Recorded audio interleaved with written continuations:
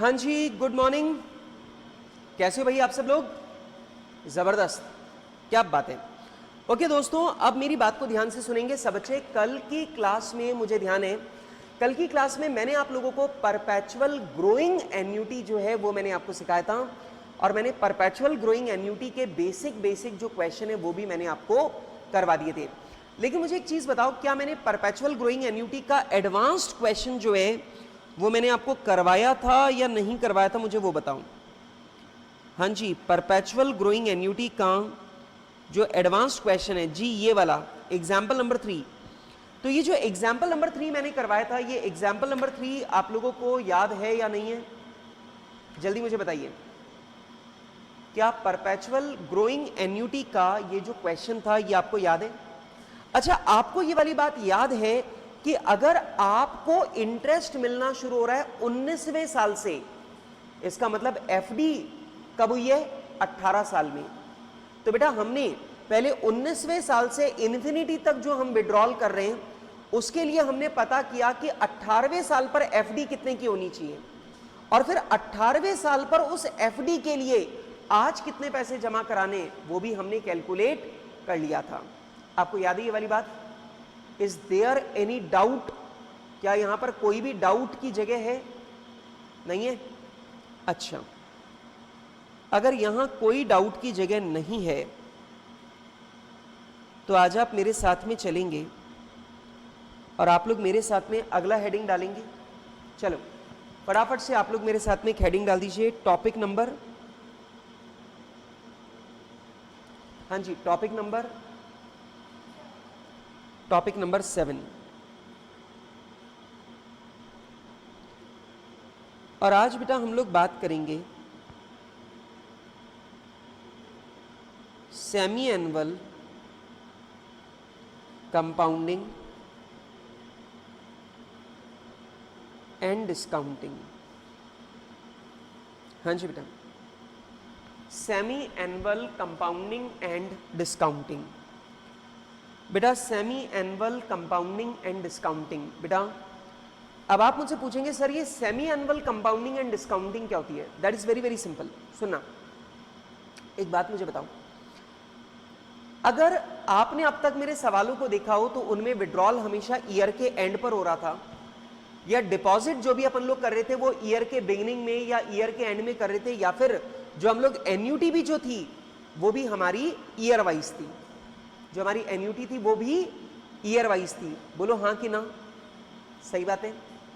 अब मेरा क्वेश्चन ये है कि ऐसा नहीं हो सकता कि जो डिपॉजिट आप एनुअली करवा रहे थे वो डिपॉजिट मंथली होने लग जाए। मंथली भी तो हो सकता है।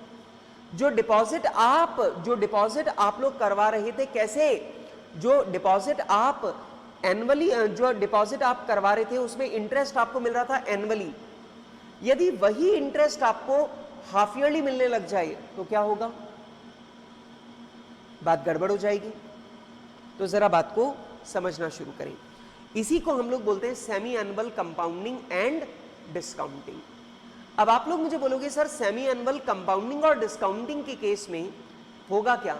मैंने बोला जी होना कुछ नहीं है, हमारी सारी अप्रोच और हमारा सारा तरीका यही रहेगा जो हमने अभी तक सीखा है, बस हमें थोड़ा सा रेट को और थोड़ा सा ईयर को बदलना पड़ेगा। आ रही बात समझ में? सुनो,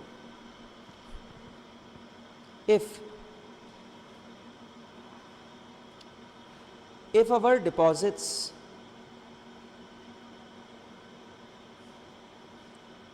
withdrawals rate of interest are monthly or quarterly or half yearly, then we apply semi-annual technique. We apply semi-annual technique. बेटा यदि डिपॉजिट हमारा हर महीने हो रहा हो 2-2 महीने में हो रहा हो, क्वार्टरली हो रहा हो, हाफ ईयरली हो रहा हो, मतलब एनुअल नहीं है, तो वहां पर आपको क्या लगानी है, वहां पर आपको क्या लगानी है, सेमी एनुअल टेक्निक। क्या बोलेंगे अपन इस टेक्निक को, सेमी एनुअल टेक्निक। अरे समझ में आ रहा है क्या, सेमी एनुअल टेक्निक। बच्चे बोलते हैं सर इस टेक्निक में होगा क्या, मैंने बोला बेटा बस इस बात का ध्यान रखना, तरीका वही रहेगा जो अभी तक लगाया है, सिर्फ बदलाव आपको करना पड़ेगा रेट में और ईयर में। सर मतलब in this situation all the process will remain same. In this situation all the process will remain same, but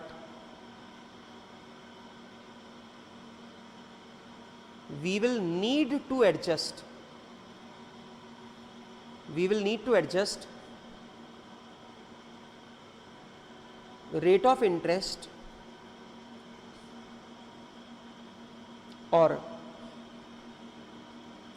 of interest and number of years। बेटा हमारा सवालों को सॉल्व करने का जो प्रोसीजर है, जो तरीका है, वो तो वही रहेगा, लेकिन हमें रेट ऑफ इंटरेस्ट और नंबर ऑफ ईयर्स को बदलना पड़ेगा। ठीक है सर, कैसे लिखें,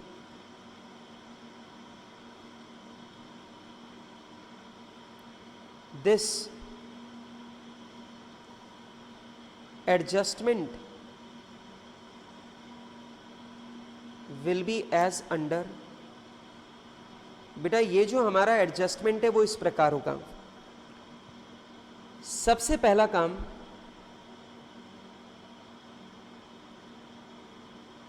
आइडेंटिफाई नंबर ऑफ कंपाउंडिंग और डिस्काउंटिंग पर एनम। मतलब बेटा सबसे पहला काम आपका क्या है, सबसे पहला काम है आपको यह पता लगाना है कि नंबर ऑफ कंपाउंडिंग या डिस्काउंटिंग साल में कितनी बार होगी। जैसे एक बात मुझे बताओ कि अगर मैं आपको बोल रहा हूं मैं हर महीने पैसे विड्रॉ कर रहा हूं, तो आप मुझे बताइए क्या हर महीने मेरा बैलेंस कम हो जाएगा, तो क्या हर महीने मुझे मिलने वाला ब्याज कम हो जाएगा, तो आप मुझे बताइए क्या यहां पे मंथली डिस्काउंटिंग हो रही है, मंथली अगर डिस्काउंटिंग हो रही है तो आप मुझे बताओ डिस्काउंट साल में कितनी बार होगा, 12 बार। अच्छा एक बात मुझे बताओ, अगर मैं क्वार्टरली पैसे विड्रॉ कर रहा हूं तो हर क्वार्टर में मेरा बैलेंस कम हो जाएगा, तो हर क्वार्टर में मेरा बैलेंस कम हो जाएगा, तो हर क्वार्टर के बाद मेरा ब्याज कम होता चला जाएगा।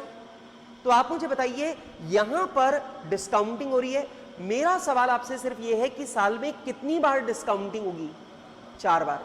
4 बार क्यों, क्योंकि मैं क्वार्टरली अगर विड्रॉल करूंगा तो मेरा बैलेंस क्वार्टरली रिड्यूस होगा, और अगर मेरा बैलेंस क्वार्टरली रिड्यूस होगा तो ऑब्वियस सी बात है, अगर मेरा बैलेंस क्वार्टरली रिड्यूस हो रहा है तो ऑब्वियस सी बात है मेरी जो डिस्काउंटिंग है वो भी क्वार्टरली हो रही है, और डिस्काउंटिंग क्वार्टरली हो रही है तो साल में कितनी बार होगी, 4 बार। क्लियर बात। अच्छा एक बात मुझे बताओ, अगर मैं विड्रॉल कर रहा हूं 6 महीने में, तो पहले 6 महीने में मेरे को ब्याज मिलेगा, फिर मैं पैसा निकालूंगा, फिर अगले 6 महीने में मेरे को कम ब्याज मिलेगा, फिर मैं पैसा निकाल लूंगा, फिर अगले 6 महीने में मुझे और भी कम ब्याज मिलेगा। तो आप मुझे जल्दी से ये बताओ कि यहां पे जो डिस्काउंटिंग हो रही है वो हाफ ईयरली हो रही है। अच्छा हाफ ईयरली अगर डिस्काउंटिंग हो रही है तो साल में कितनी बार होगी, 2 बार। साल में कितनी बार होगी, 2 बार। आ रही है मेरी बात समझ में। अच्छा मान लो अगर मैंने आपसे बोला कि सर मैं मंथली पैसे जमा कराऊंगा, मैं हर महीने पैसे जमा कराऊंगा, तो बेटा हर महीने पैसे जमा कराओगे तो आपका बैलेंस हर महीने बढ़ता जाएगा, हर महीने बैलेंस बढ़ता जाएगा। तो आप मुझे बताइए यहां पर जो कंपाउंडिंग होगी वो हर महीने होती जाएगी। अरे समझो ना, पहले महीने आपको ब्याज मिलेगा, अगले महीने आपके और ज्यादा अमाउंट पे ब्याज मिलेगा क्योंकि आपने फिर से जमा करा दिया, फिर अगले महीने और ज्यादा बैलेंस पे मिलेगा, और ज्यादा बैलेंस पे मिलेगा। तो बताओ साल में कितनी बार कंपाउंडिंग होगी, 12 बार। अगर मान लो तुम हर 2 महीने में एक बार पैसा जमा कराते हो तो कंपाउंडिंग कितनी बार होगी? 6 बार। अगर तुम क्वार्टरली जमा करा रहे हो तो कंपाउंडिंग कितनी बार होगी? 4 बार। अगर तुम 6 महीने में पैसा जमा कराते हो तो कंपाउंडिंग कितनी बार होगी? 2 बार। तो सबसे पहला काम है कि आपको यह कैलकुलेट करना पड़ेगा कि साल भर में कंपाउंडिंग और डिस्काउंटिंग कितनी बार होती है। सर फिर अब करना कुछ नहीं है, divide rate of interest by number of compounding.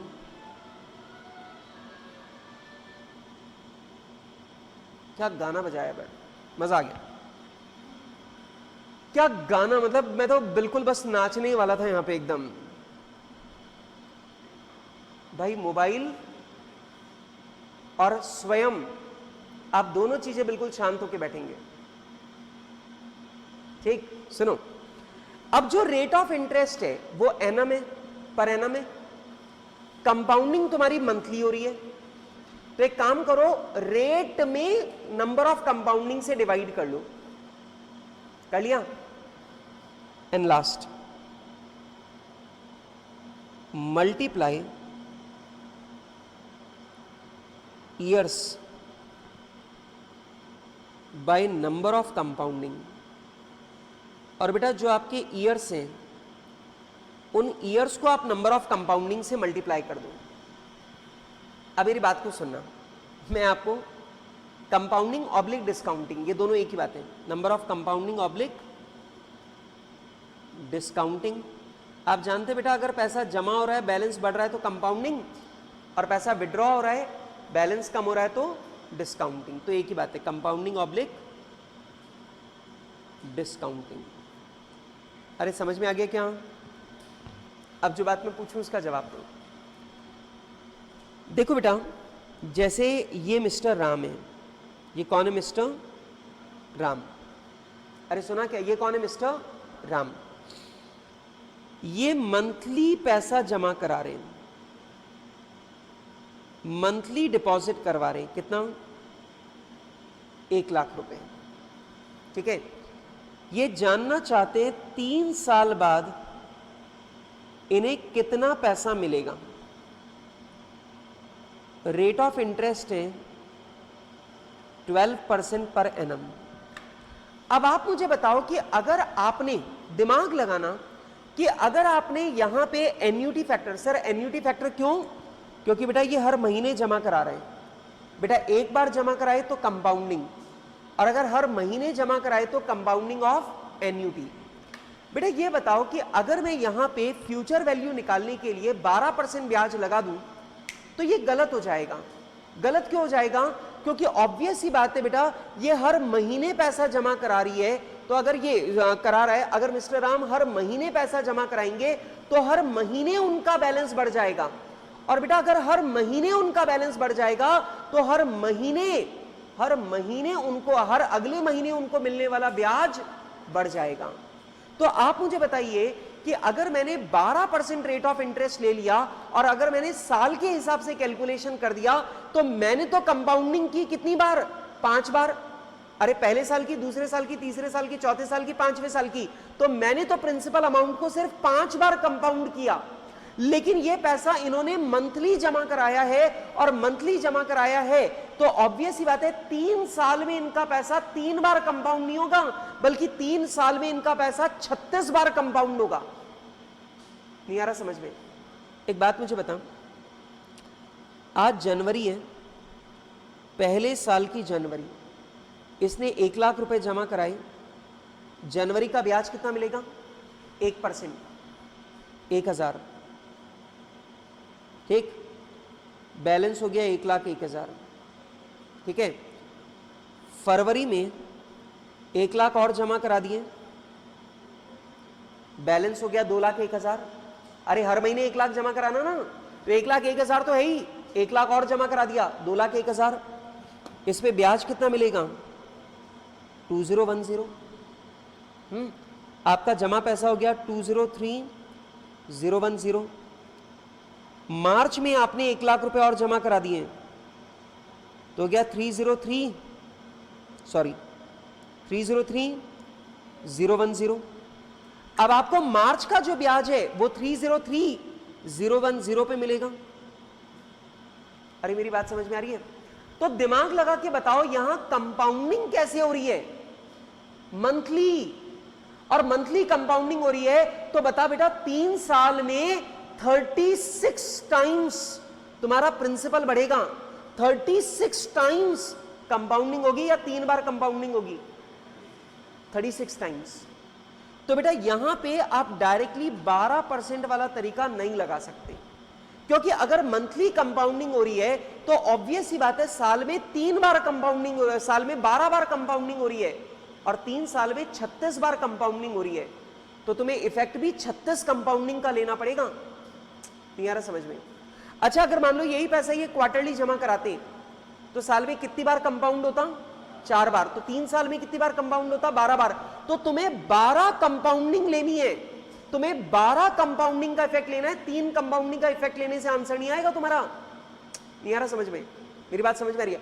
अच्छा, अगर हर 2 महीने में पैसा जमा कराता तो हर 2 महीने में पैसा जमा कराता तो साल में इसका कंपाउंडिंग होती कितनी बार? 6 बार। तो यहां पे 3 कंपाउंडिंग से आपका जवाब नहीं आएगा, 18 बार आप 18 कंपाउंडिंग लोगे तब जाकर के आपका जवाब आएगा। नहीं आया समझ में? मेरी बात समझ में आ रही है? तो आपको ये समझना है, अगर मंथली पैसा जमा हो रहा है ना बेटा, तो तुम्हारा प्रिंसिपल अमाउंट मंथली बदल जाएगा, और प्रिंसिपल अमाउंट अगर मंथली बदल जाएगा तो तुम्हारी कंपाउंडिंग भी मंथली हो जाएगी। तो फिर सालाना कंपाउंडिंग तुम्हारे काम नहीं आएगी, मंथली कंपाउंडिंग तुम्हारे काम में आएगी। अरे सुना क्या? मंथली कंपाउंडिंग काम में आएगी। और बेटा इसके लिए हमने ये तोड़ निकाला, ये 3 चीजें। सर 3 चीजें क्या? सवाल वैसे ही सॉल्व होगा जैसे पहले होता था। पहले आप पता लगा लो साल में कितनी बार कंपाउंडिंग होगी? 12 बार। रेट में नंबर ऑफ कंपाउंडिंग का भाग लगा दो तो ब्याज की रेट आ गई, और ईयर को नंबर ऑफ कंपाउंडिंग से मल्टीप्लाई कर दो तो आपके पास ईयर आ गई। अब ध्यान से देखो, मैंने रेट को बदल लिया मंथली, और मैंने नंबर ऑफ कंपाउंडिंग्स भी ईयर की जगह कर ली मंथली। देखो मैं रेट ऑफ इंटरेस्ट कितना ले रहा हूं? 1%, 1 महीने का, और मैं कंपाउंड कितनी बार कर रहा हूं? 36 टाइम्स। नहीं आया समझ में? अच्छा एक बात मुझे बताओ, अगर मान लेते हैं अगर क्वार्टरली पैसा जमा करा रहा है, साल में कितनी बार कंपाउंडिंग होगी? 4 बार। तो एक काम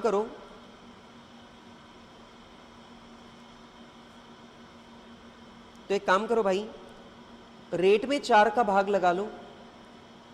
तो देखो आपने ब्याज की रेट बना ली क्वार्टरली, और 1 साल में 4 बार कंपाउंडिंग होगी, तो भाई 3 साल में कंपाउंड कितनी बार होगा? 12 बार। तो करना क्या है, सवाल वैसे ही सॉल्व करो, बस आप रेट ले लेना 3% और ईयर ले लेना 12। नहीं आ रहा समझ में? आपने 1 साल के 4 टुकड़े कर लिए, तो रेट भी हो गई 3% और टुकड़े हो गए 12। समझ में आ रही है बात? अच्छा, अगर हाफ ईयरली पैसे जमा कराए तो आप देखो नंबर ऑफ कंपाउंडिंग कितनी बार हो रही है? 2 बार। नंबर ऑफ कंपाउंडिंग कितनी बार हो रही है? 2 बार। तो रेट में 2 से भाग लगा लो, तो ये जो रेट ऑफ इंटरेस्ट है ये हाफ ईयरली हो गई, और जो ईयर है उसे 2 से मल्टीप्लाई कर लो, 6 साल। दरअसल यहां पे 6 साल का मतलब है कि कंपाउंडिंग 3 साल में 6 बार हो रही है। नहीं आ रहा समझ में? तो आपने क्या किया, रेट में नंबर ऑफ कंपाउंडिंग से डिवाइड कर लिया और ईयर को नंबर ऑफ कंपाउंडिंग से मल्टीप्लाई कर लिया। बात खत्म, काम खत्म। बोलो बेटा, जल्दी जल्दी जल्दी मुझे जवाब दो, क्या आपको मेरी बात समझ में आ रही है? क्या आपको मेरी ये अप्रोच समझ में आ रही है? पक्का? अच्छा एक बात समझो, अब तक सारे सवालों में क्या था? एनुअल कंपाउंडिंग होती थी। साल में कितनी बार कंपाउंडिंग होती थी? 1 बार। तो आप रेट में 1 का भाग लगा लो, ईयर को 1 से गुणा कर लो, तो क्या आएगा? रेट वही 12 रहेगी, ईयर वही 3 रहेगा। लेकिन अगर कंपाउंडिंग साल में ज्यादा बार हो रही है तो आप इसी को बदल लेना। बेटा आपको मेरी बात समझ में आ गई, मेरा तरीका समझ में आ गया? पर तुम्हें समझ में आ गया, मुझे ऐसा क्यों लग रहा है ये कॉम्प्लिकेटेड है? मुझे ऐसा क्यों लग रहा है कि तुमको ये वाली बात समझ में आई कि नहीं आई कि तुम्हारा प्रिंसिपल अमाउंट मंथली बढ़ता जाएगा, और प्रिंसिपल अमाउंट अगर मंथली बढ़ता जाएगा तो कंपाउंडिंग का इफेक्ट भी आपको मंथली लेना पड़ेगा। आप एनुअल कंपाउंडिंग से नहीं चल सकते, ठीक है? अब कंपाउंडिंग मुझे मंथली करनी है, तो मैंने क्या किया, ईयर को मंथ में बदल लिया और रेट ऑफ इंटरेस्ट को पर मंथ में बदल लिया। नहीं आ रहा समझ में? रेट ऑफ इंटरेस्ट मैंने ले ली 1%, और मैंने नंबर ऑफ ईयर 12 थे 3, उनको भी मंथ में बदल लिया एक तरीके से, 36 मंथ्स, ठीक है? अच्छा एक बात बताओ, अगर आपका रेट, अगर आपकी डिपॉजिट क्वार्टरली हो रही है, तो मैंने क्या किया, रेट में 4 का भाग लगा दिया, तो रेट ऑफ इंटरेस्ट आ गई पर क्वार्टर, और मैंने 3 को 4 से मल्टीप्लाई कर दिया, तो ये बन गए 12 क्वार्टर। अरे समझ में आ रहा है क्या? तो रेट ऑफ इंटरेस्ट भी क्वार्टरली हो गई और ड्यूरेशन भी मैंने क्वार्टर्स में ले ली। पक्की बात? चलो मैं इसके कुछ एग्जाम्पल आपसे करवाऊंगा, आप मुझे आराम से जवाब देना। Example number 1, mister Ram deposited ₹1 lakh today। बेटा ये क्या लिखा है, टुडे या एवरी ईयर? टुडे, आज जमा कराया है। बताओ कंपाउंडिंग लगाओगे या कंपाउंडिंग ऑफ एन्युटी लगाओगे? कंपाउंडिंग, कंपाउंडिंग लगेगा, ठीक है? Mister Ram deposited ₹1 lakh today, calculate how much he will get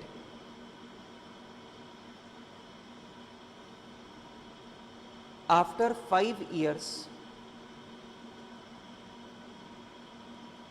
if rate of interest is 16%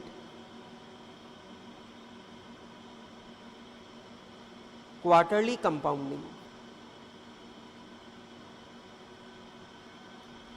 बेटा अब यहां पर मैंने बोला कि आज मैंने 1 लाख रुपए जमा कराया है, 5 साल बाद कितना पैसा मिलेगा, और आपको बता रहा हूं रेट ऑफ इंटरेस्ट 16% है, और कंपाउंडिंग कैसे होती है? क्वार्टरली। कंपाउंडिंग कैसे है? क्वार्टरली। एक बात मुझे बताऊं, अगर कंपाउंडिंग क्वार्टरली है ना, तो रेट और ड्यूरेशन दोनों को क्वार्टरली कर दो, दोनों को क्वार्टर में बदल दो। तो सबसे पहला एक बात मुझे बताऊं,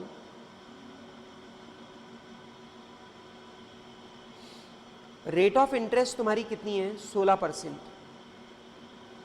इसे क्वार्टर में बदल दो, तो ये बताओ क्वार्टरली रेट ऑफ इंटरेस्ट कितनी हो गई? 4%।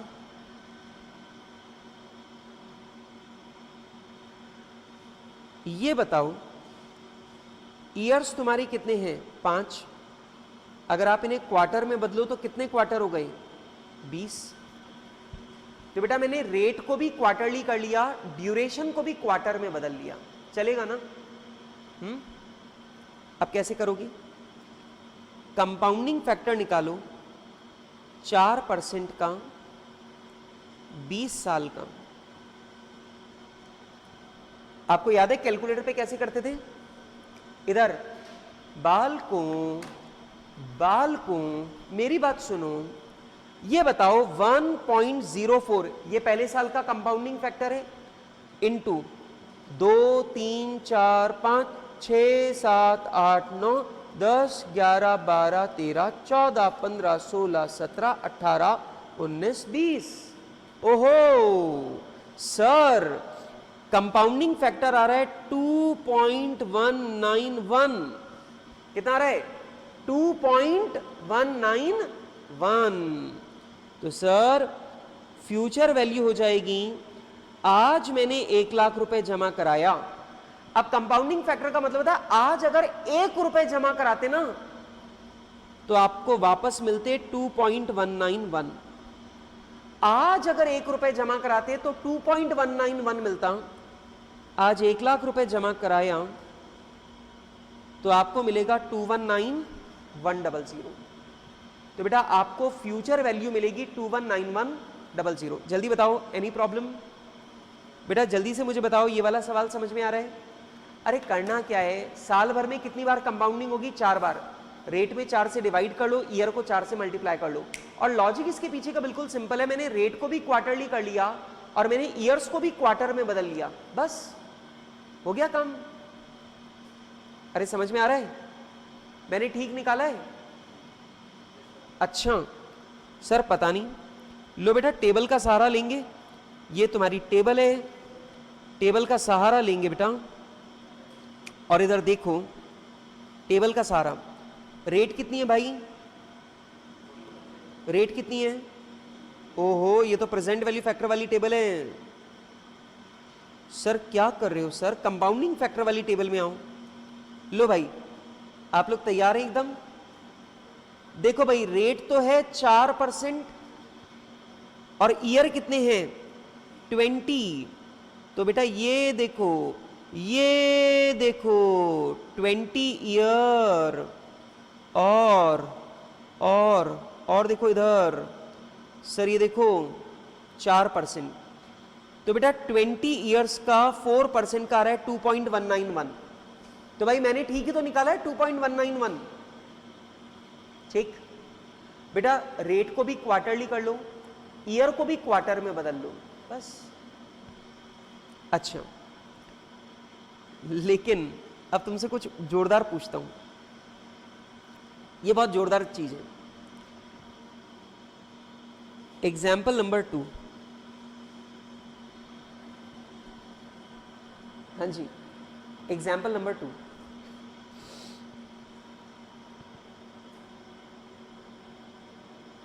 Mr. Ram deposited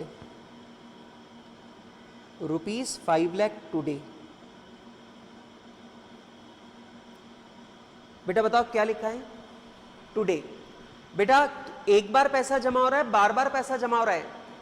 एक बार बार बार, एक बार बार बार, बोलो एक बार। तो कौन सी अप्रोच लगेगी? कंपाउंडिंग। और बार बार जमा हो रहा है तो कंपाउंडिंग ऑफ एन्युटी। और बार बार विड्रॉ हो रहा है तो डिस्काउंटिंग ऑफ एन्युटी। ठीक है। अच्छा ये बताओ, if rate of interest is 12% per annum, monthly compounding. अरे बाप रे, अगर कंपाउंडिंग मंथली हो रही है तो क्या करोगे? रेट को भी पर मंथ में बदल देना, ईयर को भी मंथ में बदल लेना। अच्छा monthly compounding, how much he will get, how much he will get after 5 years। तो बताइए बेटा, बताइए बेटा 5 साल बाद कितना पैसा मिलेगा? 5 साल बाद कितना पैसा मिलेगा?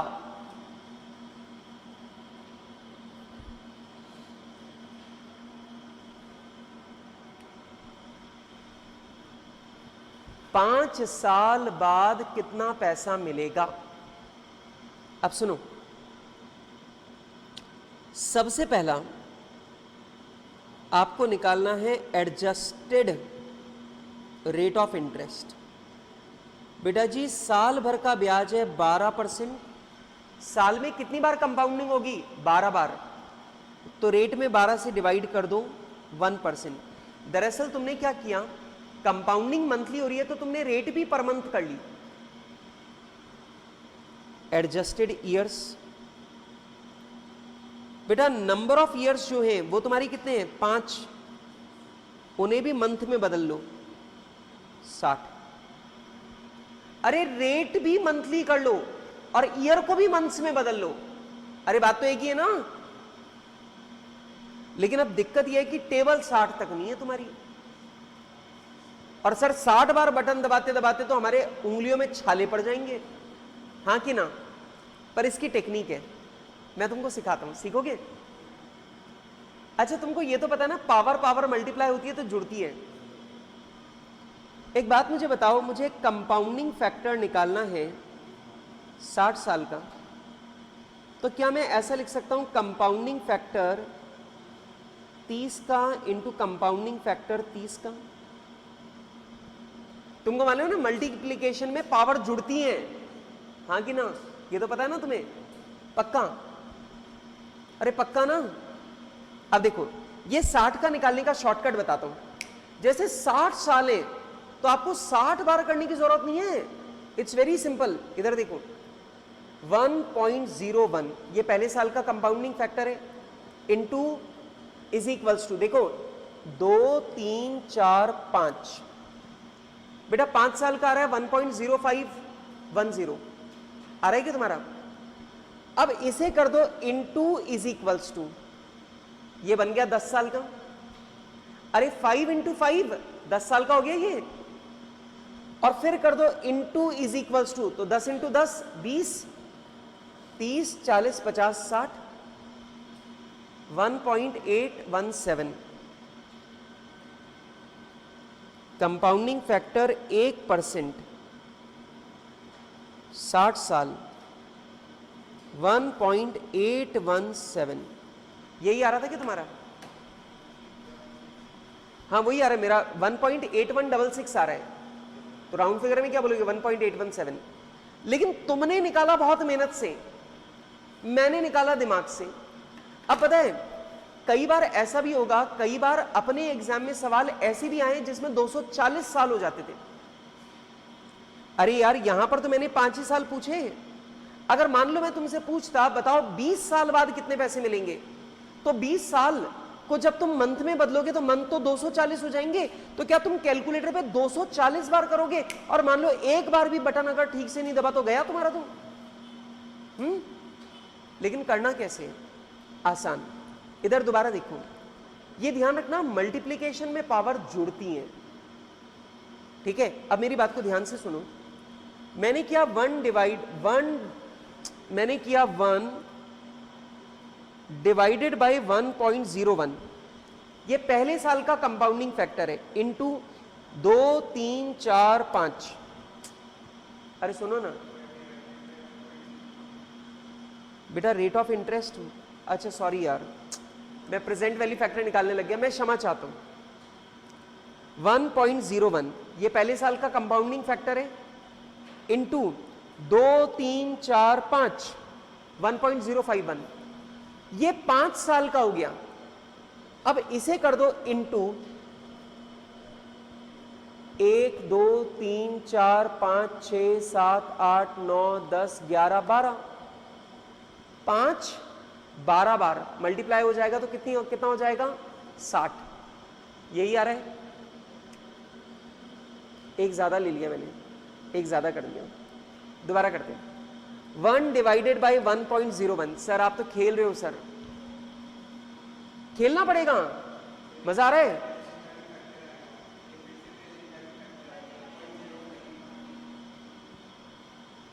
क्या हुआ? अच्छा 1.01, मुझे ऐसा लग रहा है मेरा कंसंट्रेशन आज जा चुका है, ठीक है? मेरे फ्यूज उड़ चुके हैं आज, ठीक है? अच्छा 1.01 मैंने लिखा, ये पहले साल का कंपाउंडिंग फैक्टर है, इनटू इज इक्वल्स टू 2 3 4 5, पक्का?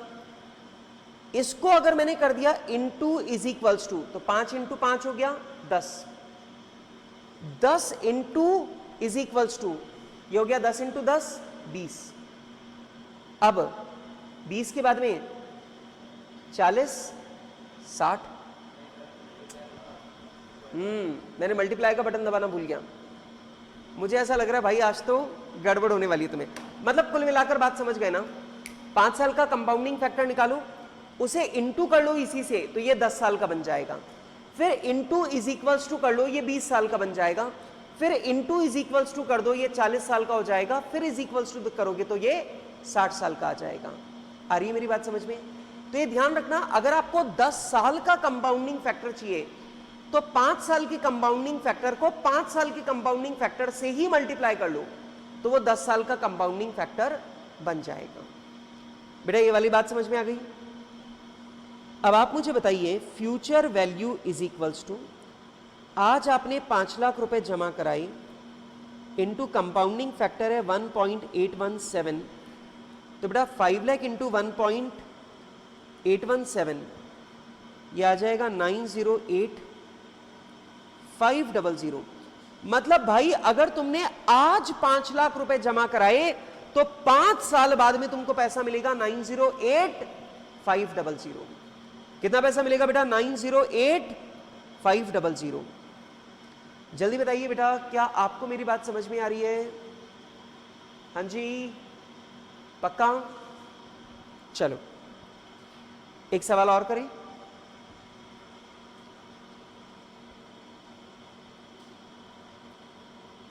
Mister Shyam deposited ₹4 lakh today. ओहो सर, अभी भी टुडे ही है, इसका मतलब बेटा इसने एक ही बार पैसा जमा कराया है, कंपाउंडिंग लगेगा। If rate of interest is 16% per annum, या लो if rate of interest is 20% per annum, quarterly compounding,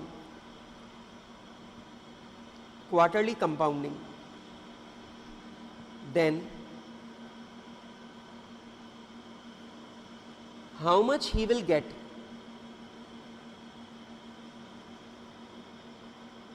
after 20 years? अब सबसे पहले मैं कैलकुलेट करूंगा एडजस्टेड रेट ऑफ इंटरेस्ट। अब जल्दी से मुझे बताओ एडजस्टेड रेट ऑफ इंटरेस्ट क्या होगा, जरा दिमाग लगाओ।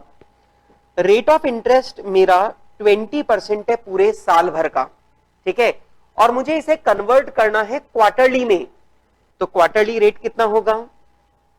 20% अगर साल भर का है मतलब 12 महीने का है, तो भैया 3 महीने का कितना होगा? 5%, ठीक है।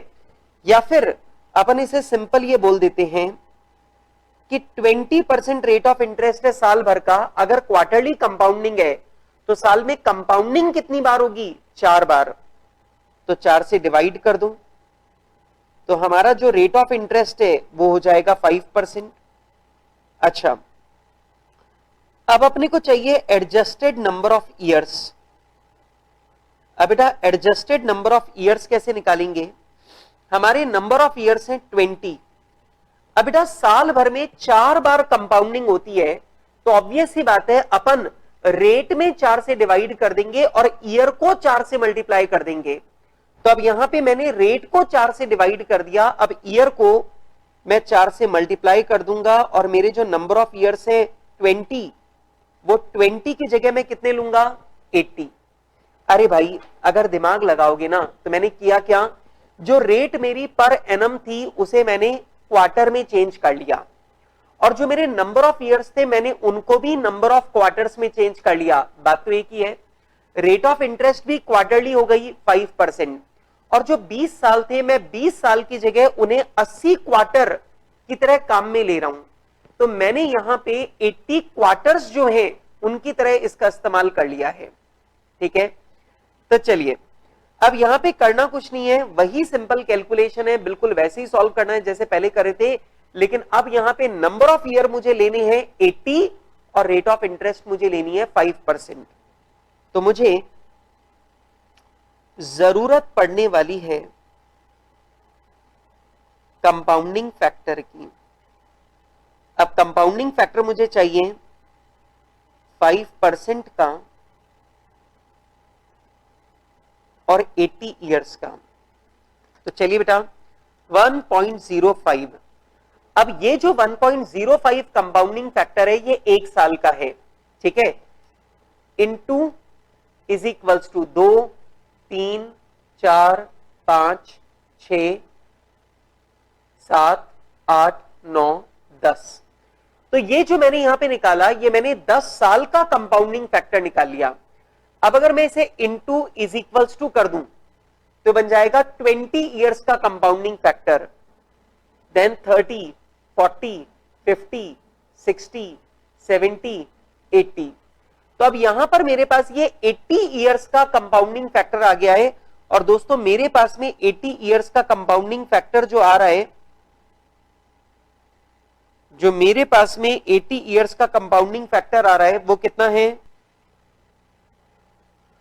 वो आ रहा है बेटा 49.561। तो ये मेरे पास में आ रहा है 49.561, ठीक है। अच्छा जी, तो ये लीजिए बेटा, अपने पास आ जाएगी फ्यूचर वैल्यू, और फ्यूचर वैल्यू हो जाएगी, आज मैंने 4 लाख रुपीस डिपॉजिट करवाया, अगर आज 1 रुपए जमा करवाता हूं तो 80 इयर्स के बाद में मुझे पैसा मिलता 49.561। तो अगर आज मैंने 4 लाख रुपीस डिपॉजिट करवाया तो मुझे पैसा कितना मिलेगा, 49.561। तो मुझे पैसा वापस मिलेगा 1,98,24,400। तो बेटा आज अगर मैंने 4 लाख रुपए जमा करवाया तो 80 इयर्स के बाद में मुझे पैसा वापस मिलेगा कितना, 198,244,000। मुझे इतना पैसा वापस मिलेगा, ठीक है। अब मैंने यहां पे कैसे किया, मैंने यहां पे पहले 10 साल का कंपाउंडिंग फैक्टर निकाला, और 10 साल के कंपाउंडिंग फैक्टर को मैंने इनटू इज इक्वल्स टू किया, तो 10 साल का कंपाउंडिंग फैक्टर वापस 10 साल के कंपाउंडिंग फैक्टर से मल्टीप्लाई हो गया, तो ये मेरे पास 20 इयर्स का कंपाउंडिंग फैक्टर आया। फिर मैंने इज इक्वल्स टू किया, जब मैं इज इक्वल्स टू दबाता हूं तो ये फिर से 10 साल के कंपाउंडिंग फैक्टर से मल्टीप्लाई हो जाएगा, तो मेरे पास 30 इयर्स का कंपाउंडिंग फैक्टर आएगा। फिर इज इक्वल्स टू दबाऊंगा तो ये वापस 10 इयर्स के कंपाउंडिंग फैक्टर से मल्टीप्लाई होगा, और ये 40 इयर्स का कंपाउंडिंग फैक्टर आ जाएगा, देन 50 का, देन 60 का। और मैंने 60 इयर्स के कंपाउंडिंग फैक्टर से कैलकुलेट करके बता दिया कि भैया मेरे को मैच्योरिटी पर पैसा मिलेगा 1,98,24,000। तो मुझे इतना पैसा वापस मिलेगा, ठीक है, बात खत्म। तो दोस्तों ये इतना सिंपल सा कैलकुलेशन है। एक बार मैं ये कंपाउंडिंग फैक्टर की कैलकुलेशन में आपको वापस कैलकुलेटर पे समझा रहा हूं, ध्यान से देखना। मैंने 1.05 लिखा, आप लोग जानते हैं ये 1.05 पहले साल का कंपाउंडिंग फैक्टर है, इनटू इज इक्वल्स टू किया 2, 3, 4, 5, 6, 7, 8, 9, 10, और ये 10 साल का कंपाउंडिंग फैक्टर मेरे पास आ रहा है 1.62889। ये मेरे पास 10 साल का कंपाउंडिंग फैक्टर आ गया। मैंने इसे किया इनटू इज इक्वल्स टू, तो अब मैंने 10 साल के कंपाउंडिंग फैक्टर को 10 साल के कंपाउंडिंग फैक्टर से ही मल्टीप्लाई कर दिया, तो ये 20 इयर्स का कंपाउंडिंग फैक्टर आ गया। इज इक्वल्स टू कर रहा हूं मतलब मैंने फिर से 10 साल के कंपाउंडिंग फैक्टर को मल्टीप्लाई कर दिया, तो ये 30 इयर्स का कंपाउंडिंग फैक्टर हो गया 40, 50, 60। और ऐसा करने पर मेरे पास में 60, 70, 80, तो ऐसा करने पर मेरे पास 80 इयर्स का जो कंपाउंडिंग फैक्टर है वो मेरे पास आ जाएगा 49.561, ठीक, जो मैंने यहां पे लिखा है, और बात खत्म, ठीक है। तो हम लोग लंबे कंपाउंडिंग फैक्टर इस तरीके से कैलकुलेट कर सकते हैं। अच्छा चलिए आगे चलते हैं, और मेरे साथ में अगला एग्जाम्पल देखिए। आई गेस ये एग्जाम्पल नंबर 5 है, अगर कुछ और हो तो आप लोग नंबर ठीक कर लेना, ठीक है। और अब आप ध्यान से मेरी बात को सुनो, ठीक है, सुनिए जी। Mister Ram deposited rupees 1 lakh every month. अब जरा ध्यान से समझो, यहां पे बेटा 1,00,000 रुपए आज जमा नहीं हो रहे, यहां पे राम 1,00,000 रुपए जमा करवा रहा है हर महीने, एवरी मंथ डिपॉजिट करवा रहे हैं। ठीक है, अब आप मुझे बताइए अगर पैसा हर महीने जमा होगा तो ऑब्वियस बात है कंपाउंडिंग भी हर महीने होगी, और कंपाउंडिंग अगर हर महीने हो रही है तो ऑब्वियस सी बात है अपने को यहां पे मंथली कंपाउंडिंग के हिसाब से इस सवाल को सॉल्व करना होगा। ठीक है, आगे सुनिए कैसे। अब मैंने यहां पे आपको कहा रेट ऑफ इंटरेस्ट, हमारा जो रेट ऑफ इंटरेस्ट है ये 12% पर एनम है। रेट ऑफ इंटरेस्ट हमारा 12% पर एनम है। How much he will get, how much he will get after 4 years, बताइए 4 साल के बाद हमें कितना पैसा वापस मिलेगा। सबसे पहला तो दोस्तों आपको यह समझना है कि यहां पर पैसा एक बार जमा नहीं हो रहा बल्कि पैसा हर महीने जमा हो रहा है, और ऑब्वियस ही बात है अगर पैसा हर महीने जमा हो रहा है तो यहां पर आपको कंपाउंडिंग अप्रोच नहीं लगानी, आपको कंपाउंडिंग ऑफ एन्युटी अप्रोच जो है वो यहां पर लगानी है। ठीक है सर, कोई दिक्कत की बात नहीं, कंपाउंडिंग ऑफ एन्युटी अप्रोच लगा लेंगे। बस सर ये बता दो कि डिपॉजिट ईयर के बिगिनिंग में मानना है, मंथ के बिगिनिंग में मानना है या मंथ के एंड पे मानना है। आप लोग सब लोग जानते हो अगर एन्युटी के अंदर कुछ भी गिवन नहीं होता तो अपन लोग हमेशा ये मान के चलते हैं कि पैसे महीने के या ईयर के एंड पर जमा करवाए गए हैं।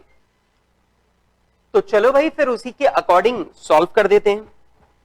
सबसे पहला तो मुझे निकालना पड़ेगा एडजस्टेड रेट ऑफ इंटरेस्ट। अब एक बात मुझे बताओ, अगर हर महीने जमा करवा रहे हैं तो कंपाउंडिंग हर महीने होगी, और अगर हर महीने कंपाउंडिंग हो रही है दैट मीन साल में 12 बार कंपाउंडिंग होगी। तो एक काम करो, रेट में 12 से डिवाइड कर दो, तो हमारा जो रेट ऑफ इंटरेस्ट है वो हो जाएगा 1% पर एनम।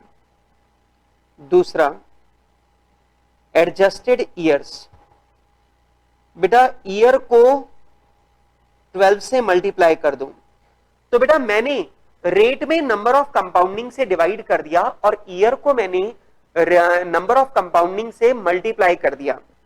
वैसे आपको मैं बता दूं इसका लॉजिक बिल्कुल सिंपल है कि अगर यहां पे मंथली कंपाउंडिंग हो रही है तो रेट ऑफ इंटरेस्ट को भी मंथ में बदल लो और ईयर्स को भी मंथ में बदल लो। तो मैंने रेट ऑफ इंटरेस्ट अगर 12% पर एनम है तो पर मंथ क्या है 1%, और अगर नंबर ऑफ ईयर्स 4 ईयर्स है तो ऑब्वियस बात है मंथ कितने हो गए 48। तो मैंने ईयर्स को भी मंथ में कन्वर्ट कर लिया और मैंने रेट ऑफ इंटरेस्ट को भी मंथ में कन्वर्ट कर लिया। बस यही लॉजिक है। पर रटते कैसे हैं? रटना ऐसे है कि साल में जितनी बार भी कंपाउंडिंग हो रही है आप रेट को नंबर ऑफ कंपाउंडिंग से डिवाइड कर दो और ईयर को नंबर ऑफ कंपाउंडिंग से मल्टीप्लाई कर दो, दैट्स इट। तो रटने वाला तरीका यह है, लॉजिकल तरीका यह है कि रेट ऑफ इंटरेस्ट भी मंथली हो गई और ईयर को भी मंथ में कन्वर्ट कर लिया, दैट्स इट। अच्छा, अब दोस्तों मुझे यहां पर चाहिए एन्युटी फैक्टर, और आप लोग जानते हैं एन्युटी फैक्टर निकालने का तरीका क्या है। पहले कंपाउंडिंग फैक्टर निकालो, माइनस करो 1 और रेट से डिवाइड कर दो, तो आपके पास क्या आ जाएगा एन्युटी फैक्टर। आप लोग जानते हैं एन्युटी फैक्टर निकालने का तरीका है कंपाउंडिंग फैक्टर निकालो, उसमें से 1 माइनस करो और फिर उसमें रेट से डिवाइड कर दो, तो आपके पास एन्युटी फैक्टर आ जाएगा। तो निकालते हैं, आ जाओ। अब कैसे निकालेंगे 1.01, तो ये जो मैंने लिखा 1.01 ये पहले साल का कंपाउंडिंग फैक्टर हो गया, इनटू इज इक्वल्स टू 2 हो गए, 3 4 5 6 7 8 9 10 11 12, तो 12 साल का कंपाउंडिंग फैक्टर मेरा आ रहा है 1.1268, मेरा आ रहा है 1.1268। ठीक है, अब मेरी बात को ध्यान से सुनना। अब 12 साल के कंपाउंडिंग फैक्टर को 12 साल के कंपाउंडिंग फैक्टर से ही मल्टीप्लाई कर दूं तो 24 साल का आ जाएगा, फिर से मल्टीप्लाई करूंगा तो 36 इयर्स का आ जाएगा, फिर से मल्टीप्लाई करूंगा तो 48 इयर्स का आ जाएगा। सिंपल है काम। तो ऐसे ही करते हैं, इनटू इज इक्वल्स टू 24, 36 और ये 48। लो भाई तो मेरा जो 48 इयर्स का कंपाउंडिंग फैक्टर आ रहा है वो आ रहा है 1.6122 1.6122। अब 1.6122 में से माइनस कर दो 1 और डिवाइड कर दो 0.01 से, तो बेटा आपके पास एन्युटी फैक्टर आ जाएगा 61.223। तो बेटा आपके पास में एन्युटी फैक्टर यहां पर आ जाएगा 61.223। ठीक है, और ये लीजिए 61.223 एन्युटी फैक्टर आ गया। अब फ्यूचर वैल्यू निकालने में कोई दिक्कत ही नहीं है। Future value is equals to, बेटा हर महीने 1 लाख रुपए जमा करवा रहे हो और आपका एन्युटी फैक्टर है 61.223। ठीक है, तो 1 लाख इंटू 61.223 तो आ जाएगा 61222300। 61222300 ये तुम्हारी फ्यूचर वैल्यू आ जाएगी। मतलब मैच्योरिटी पर तुमको जो पैसा वापस मिलेगा वो 61222300 के बराबर पैसा वापस मिलेगा। बात खत्म। ठीक, तो बेटा ये इतना सिंपल काम है, it's that much simple work. तो एकदम आसान सी स्टेप है। आप पहले ये देखो साल में कितनी बार कंपाउंडिंग हो रही है, आप रेट ऑफ इंटरेस्ट में कंपाउंडिंग से डिवाइड कर दो, नंबर ऑफ ईयर को कंपाउंडिंग से मल्टीप्लाई कर दो, काम खत्म, काम हो जाएगा अपने आप।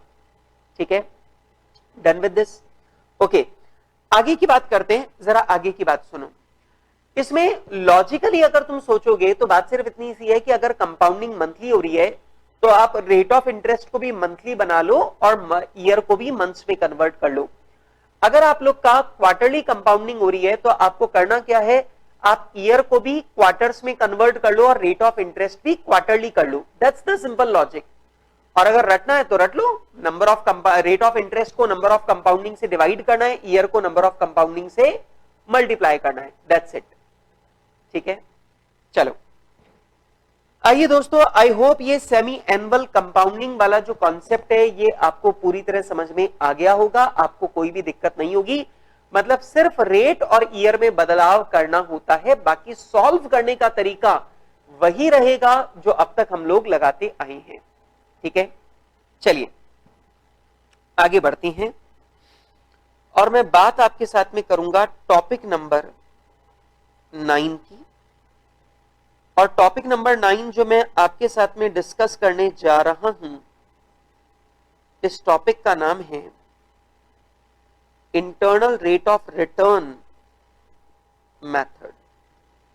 और दोस्तों मैं आपको यह बता सकता हूं कि ये जो internal rate of return method है, this method is very very important. ये जो मेथड है ये बहुत बहुत इंपॉर्टेंट मेथड है, क्योंकि बेटा इसका इस्तेमाल मैं बहुत सारे चैप्टर्स में करने वाला हूं। अभी टाइम वैल्यू ऑफ मनी खत्म करते ही हम लोग एक नया टॉपिक शुरू करेंगे जिसका नाम रहेगा कॉस्ट ऑफ कैपिटल। तो कॉस्ट ऑफ कैपिटल के चैप्टर में भी मैं internal rate of return method का इस्तेमाल करूंगा। बाद में जब हम लोग कैपिटल बजटिंग का चैप्टर करेंगे तो कैपिटल बजटिंग वाले चैप्टर में भी मैं internal rate of return method का इस्तेमाल करूंगा। तो आप ये ध्यान रखना, ये मेथड बहुत इंपॉर्टेंट है और आगे चल के आप लोगों को पता चलेगा कि ये जो मेथड है ये न सिर्फ फाइनेंशियल मैनेजमेंट में इन्वॉल्व है, बल्कि ये जो मेथड है ये आप लोगों के अकाउंटिंग स्टैंडर्ड में भी आजकल इसका इन्वॉल्वमेंट आ चुका है। तो ये वाला जो मेथड है ये अकाउंटिंग स्टैंडर्ड्स में भी काम में आएगा और आगे वाले चैप्टर्स में भी काम में आएगा। तो टॉपिक बहुत इंपॉर्टेंट है और बहुत जरूरी है। अच्छा, वैसे मैं आपको ये बता दूं कि इस मेथड को अपन लोग दूसरे शब्दों में या शॉर्ट में आईआरआर मेथड भी बोलते हैं। और मैं भी अपने आगे के डिस्कशन में इंटरनल रेट ऑफ रिटर्न नहीं बोलूंगा, मैं इसे आईआरआर ही बोलूंगा। चलेगा ना? ठीक है, तो हम लोग अब आईआरआर मेथड के ऊपर डिस्कशन शुरू करते हैं। अब आप लोग मुझसे बोलेंगे सर ये आईआरआर मेथड क्या है? दोस्तों अगर मान लीजिए मेरे पास में डिपॉजिट हो और मेरे पास में विड्रॉल हो, मेरे पास में डिपॉजिट भी है, मेरे पास विड्रॉल भी है, लेकिन मुझे रेट ऑफ इंटरेस्ट का पता नहीं है, तो जो रेट ऑफ इंटरेस्ट कैलकुलेट करने का अपना जो तरीका है, उस तरीके को हम internal rate of return method बोलते हैं। कई बच्चे बोलते हैं सर रेट ऑफ इंटरेस्ट निकालना तो बहुत आराम से निकाला जा सकता है, कौन सी बड़ी बात है। मैंने बोला बेटा अगर सिंपल इंटरेस्ट होता तो बहुत आराम से निकाला जा सकता था, लेकिन internal rate of return method में जो हम लोग इंटरेस्ट की रेट निकालते हैं वो कंपाउंडिंग रेट ऑफ इंटरेस्ट निकालते हैं। वो compounded rate of interest calculate करते हैं, simple rate of interest calculate नहीं करते, इसलिए ये मेथड थोड़ा कॉम्प्लिकेटेड है। वैसे कॉम्प्लिकेटेड तो नहीं है, पर मैं तुम्हारा ध्यान अपनी तरफ ज्यादा रखने के लिए बोल रहा हूं कि हाँ कॉम्प्लिकेटेड है। तो दोस्तों पॉइंट समझो, ये जो मेथड है, ये मेथड आपको विड्रॉवल और डिपॉजिट को कंपेयर करके आपको रेट ऑफ इंटरेस्ट कैलकुलेट करने में मदद करता है, ठीक है। और इस मेथड को बोलते हैं आईआरआर मेथड। जरा मेरे साथ में आप लोग लिखें। वैसे इस मेथड में लिखने का काम कम है और एग्जाम्पल से समझने का काम ज्यादा है, इसलिए आप लोग बिल्कुल केयरफुली मेरे साथ में सुनते चलिए। आइए, if we have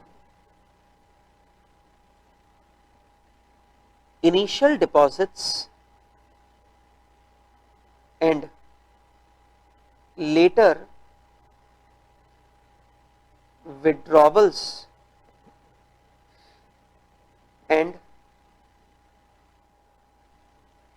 we want to know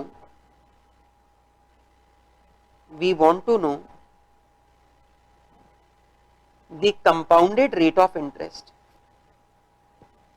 We want to know the compounded rate of interest. Then we will apply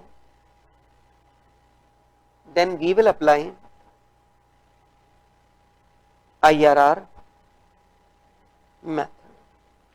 Then we will apply IRR method. ठीक है, तो बेटा हम लोग तब IRR मेथड लगाते हैं। अब आप ध्यान से समझो IRR क्या है। IRR का सिंपल सा मतलब है जो आपकी रियल रेट ऑफ इंटरेस्ट आपके विड्रॉल्स में, आपके डिपॉजिट में आपको मिल रही है, उस रियल रेट ऑफ इंटरेस्ट को ही हम लोग बोलते हैं IRR। तो आप एक बात हमेशा ध्यान रखना, जब भी आपको बोला जाए IRR 15% है, तो आप कंफ्यूज मत होना, सिंपल सा समझना कि आपको जो कंपाउंडेड रेट ऑफ इंटरेस्ट मिल रहा है वो 15% मिल रहा है। अगर आपको बोले IRR 12% है, मतलब जो रियल रेट ऑफ इंटरेस्ट, जो real rate of return compounding के हिसाब से आपको मिल रहा है, वो आपको 12% मिल रहा है। तो IRR का सिंपल सा मतलब है रेट ऑफ इंटरेस्ट, तो it is a simple compounded rate of interest, ठीक है। पर कैलकुलेट कैसे करना है वो सीखते हैं।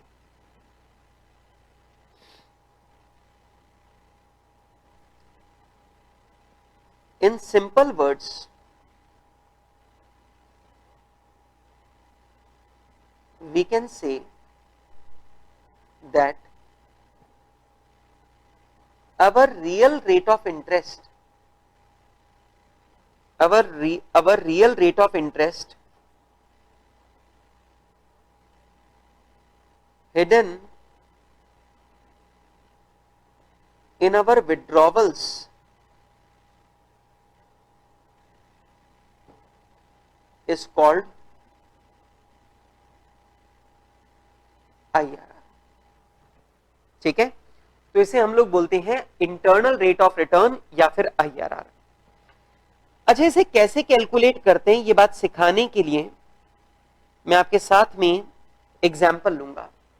अब इसे कैसे कैलकुलेट करते हैं, इसे कैलकुलेट करने का तरीका क्या है, वो सिखाने के लिए मैं आपके साथ में कुछ एग्जाम्पल लेकर के चलूंगा, ठीक है। इसलिए बिल्कुल केयरफुली सुनना है। Mister Ram deposited rupees 1 lakh and withdrawn the following amounts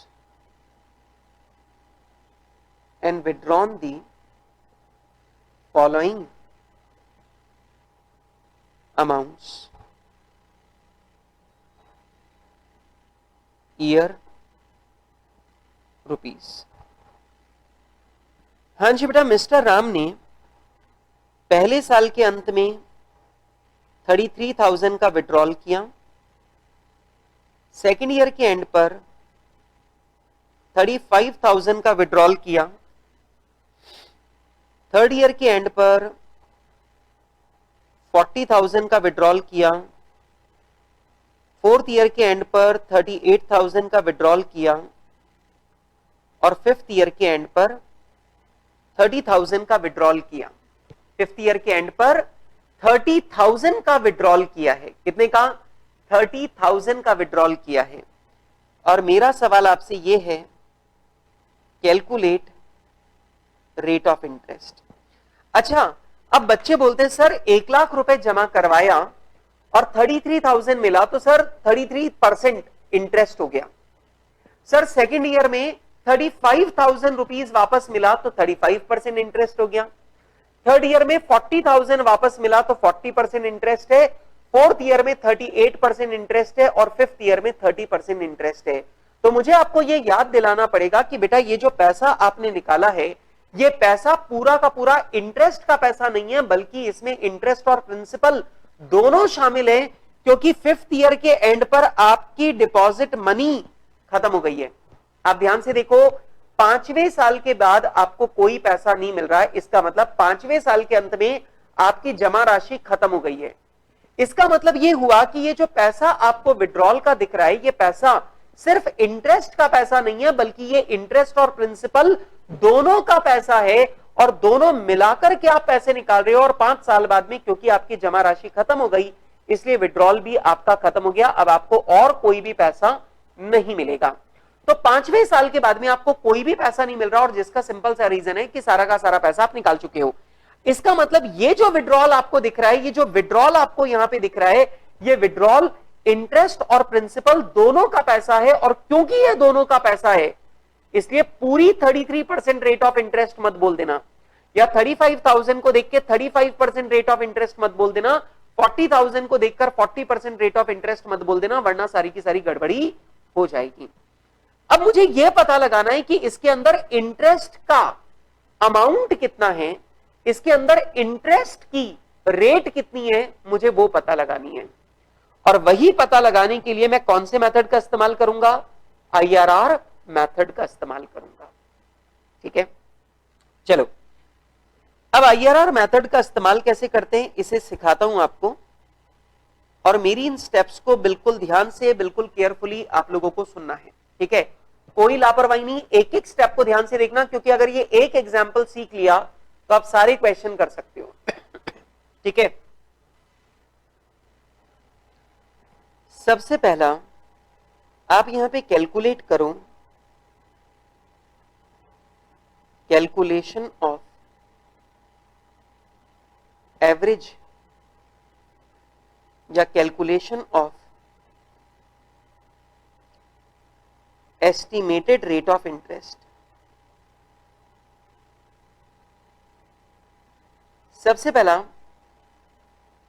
upon rate of interest का एक अंदाजा लगाने का प्रयास करेंगे। अब आप लोग मुझे बोलेंगे कि सर ये एस्टिमेटेड रेट ऑफ इंटरेस्ट आप कैसे निकालेंगे? तो जरा ध्यान से मेरी बात को सुनना कि ये एस्टिमेटेड रेट ऑफ इंटरेस्ट कैसे निकालते हैं। सबसे पहला देखो, टोटल इनफ्लोस, मतलब आपके पास ये सारा का सारा पैसा मिलाकर आया कितना।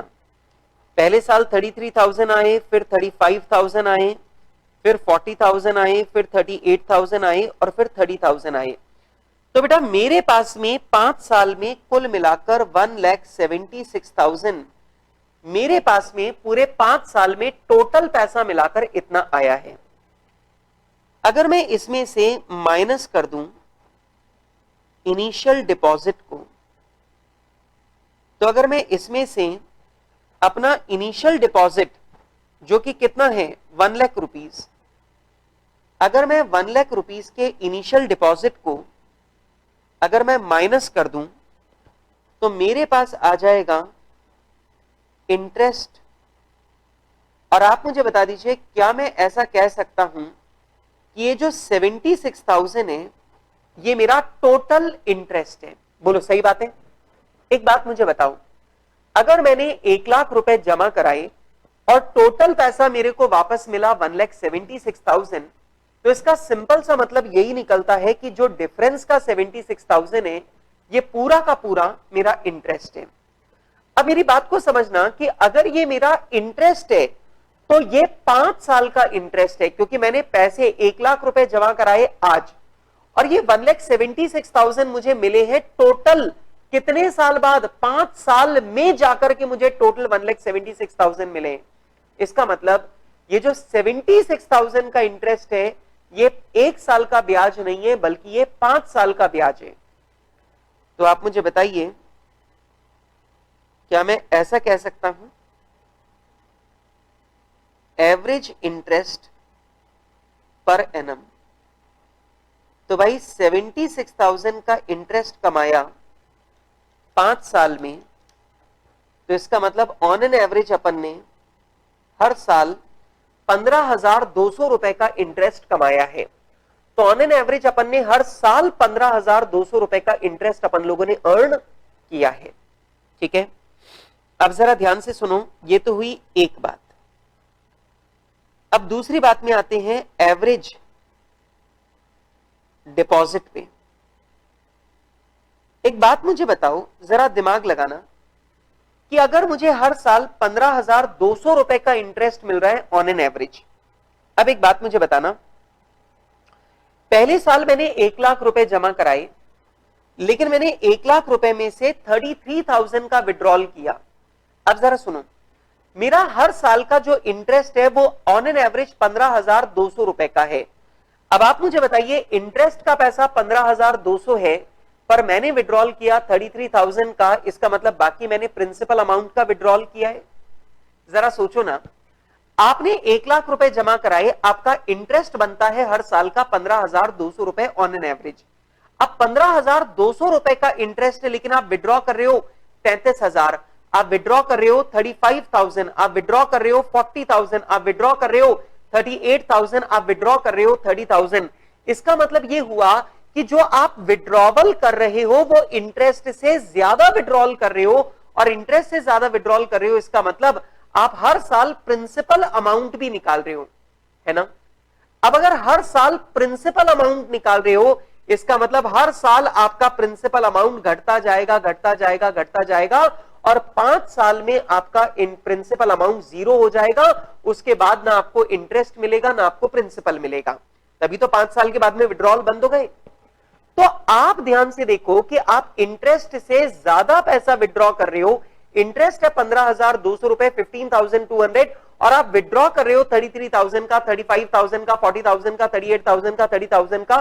तो आप, इसका मतलब जो बाकी का अमाउंट है वो प्रिंसिपल अमाउंट है। इसका मतलब आप हर साल प्रिंसिपल अमाउंट भी विड्रॉल कर रहे हो। इसका मतलब आपका प्रिंसिपल अमाउंट भी हर साल घटता जा रहा है। मतलब 5 साल तक आपका प्रिंसिपल अमाउंट 1 लाख नहीं था, बल्कि हर साल आपका प्रिंसिपल अमाउंट भी घटता जा रहा था। अब एक बात मुझे बताओ, अगर हर साल आपका प्रिंसिपल अमाउंट घटता जा रहा है, तो आप मुझे बताइए, क्या मुझे रेट ऑफ इंटरेस्ट निकालने के लिए डिपॉजिट भी एवरेज लेना पड़ेगा? अरे ऑब्वियस सी बात है, एवरेज लेना ही पड़ेगा मुझे। क्यों? क्योंकि मेरा जो डिपॉजिट है वो डिपॉजिट हर साल घटता जा रहा है, और अगर मेरा डिपॉजिट हर साल घटता जाएगा तो ऑब्वियस सी बात है, मुझे 5 साल में एवरेज रेट ऑफ इंटरेस्ट निकालने के लिए प्रिंसिपल अमाउंट भी एवरेज लेना पड़ेगा। ठीक, तो आप एक बात को समझो, शुरुआत में मेरा डिपॉजिट कितना था? 1 लाख, और लास्ट में मेरा डिपॉजिट कितना था? 30,000। सर आपको कैसे पता? बेटा देखो ना, 5वें साल के अंत में जब आपने 30,000 विड्रॉ किए तो आपका डिपॉजिट खत्म हो गया, फिर आपको आगे कोई पैसा नहीं मिला। तो क्या मैं ये कह सकता हूं कि लास्ट में आपका डिपॉजिट कितना था? 30,000। शुरू में आपका डिपॉजिट कितना था? 1 लाख। तो डिपॉजिट शुरू में 1 लाख था, लास्ट में 30,000 था। ठीक है, और लास्ट में जब आपने 30,000 निकाला तो कहानी खत्म हो गई। तो आप मुझे बताइए कि आपका एवरेज डिपॉजिट कितना है? 65,000। तो आ जाएगा एवरेज रेट ऑफ इंटरेस्ट।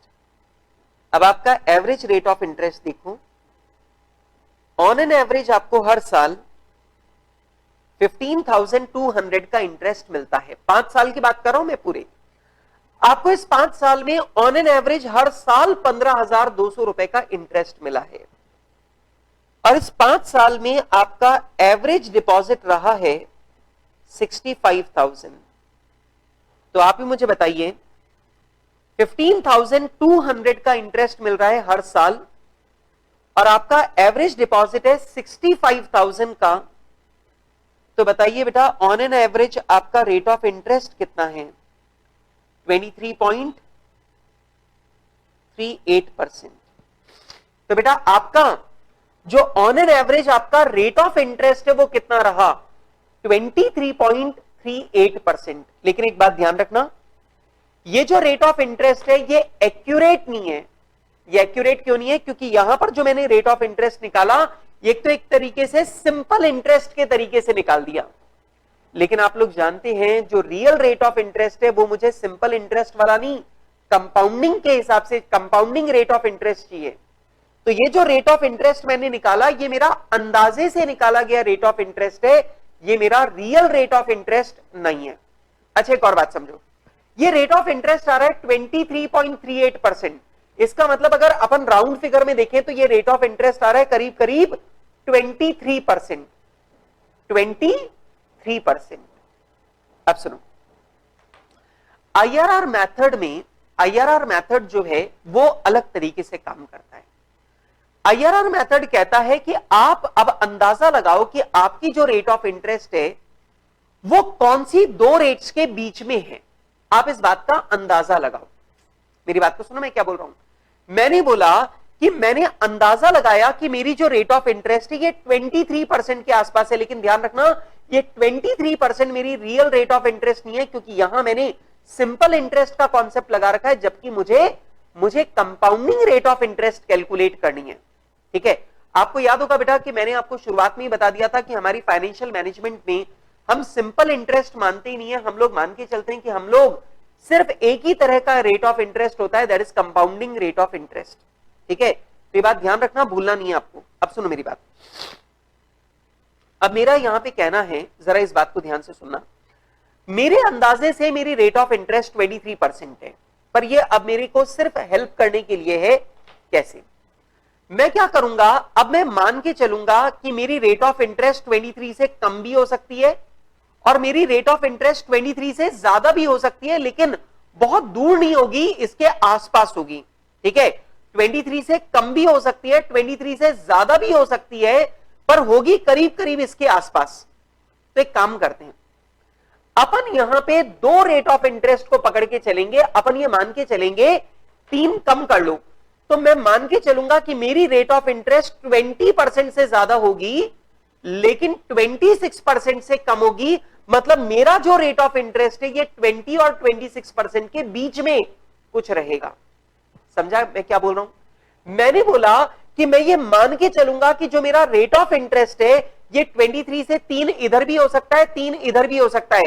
तो मैं ये मान के चलूंगा कि जो मेरा रेट ऑफ इंटरेस्ट है वो 20 और 26% के बीच में कुछ होगा। इसका मतलब समझना, मैंने जो इतनी सारी मेहनत यहां पे की है, इस पूरी की पूरी मेहनत का सिर्फ एक पर्पस था कि 3 इधर और 3 इधर पता लगाना। मतलब मैंने अंदाजा लगाया, मेरे को अंदाजे से पता लगा कि रेट ऑफ इंटरेस्ट 23% के आसपास होगी, तो मैं 3 इधर पकड़ लूंगा, 3 इधर पकड़ लूंगा, और मैं बोलूंगा रियल रेट ऑफ इंटरेस्ट मेरी क्या है मुझे ये तो नहीं पता, लेकिन मेरी रेट ऑफ इंटरेस्ट 20 और 26 के बीच में है।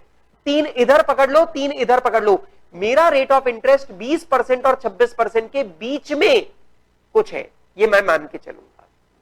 ठीक है, तो बेटा यहां पे इस एवरेज रेट ऑफ इंटरेस्ट से हमें range of rate of interest का पता लग जाएगा। तो हम ये मान लेंगे कि हमारी जो रेट ऑफ इंटरेस्ट है, हमारी जो रेट ऑफ इंटरेस्ट है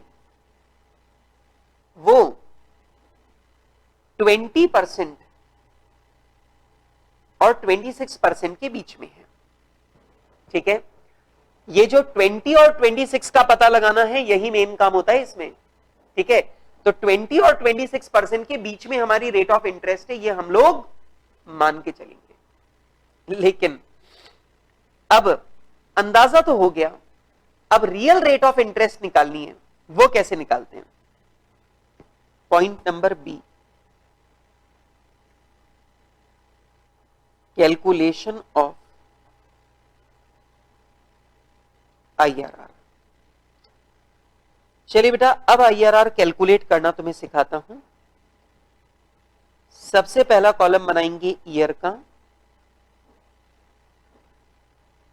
दूसरा कॉलम बनाएंगे विड्रॉल का, फिर बनाएंगे present value factor at the rate 20% का, present value at the rate 20% का, present value factor at the rate 26% का, present value at the rate 26% का। तो ये लीजिए बेटा, मैंने यहां पे सारे कॉलम्स बना लिए। अच्छा, मैं तुम्हारी सहायता के लिए एक बात यहां पे लिख दूं, इनिशियल डिपॉजिट मेरा 1 लाख है। वैसे मैं आपको यह भी याद दिला दूं, आप लोग जानते हैं शुरुआत में जो पैसा जमा करवाते हैं, शुरुआत में जो प्रिंसिपल अमाउंट डिपॉजिट करवाते हैं उसी को प्रेजेंट वैल्यू बोलते हैं। याद है ना आपको?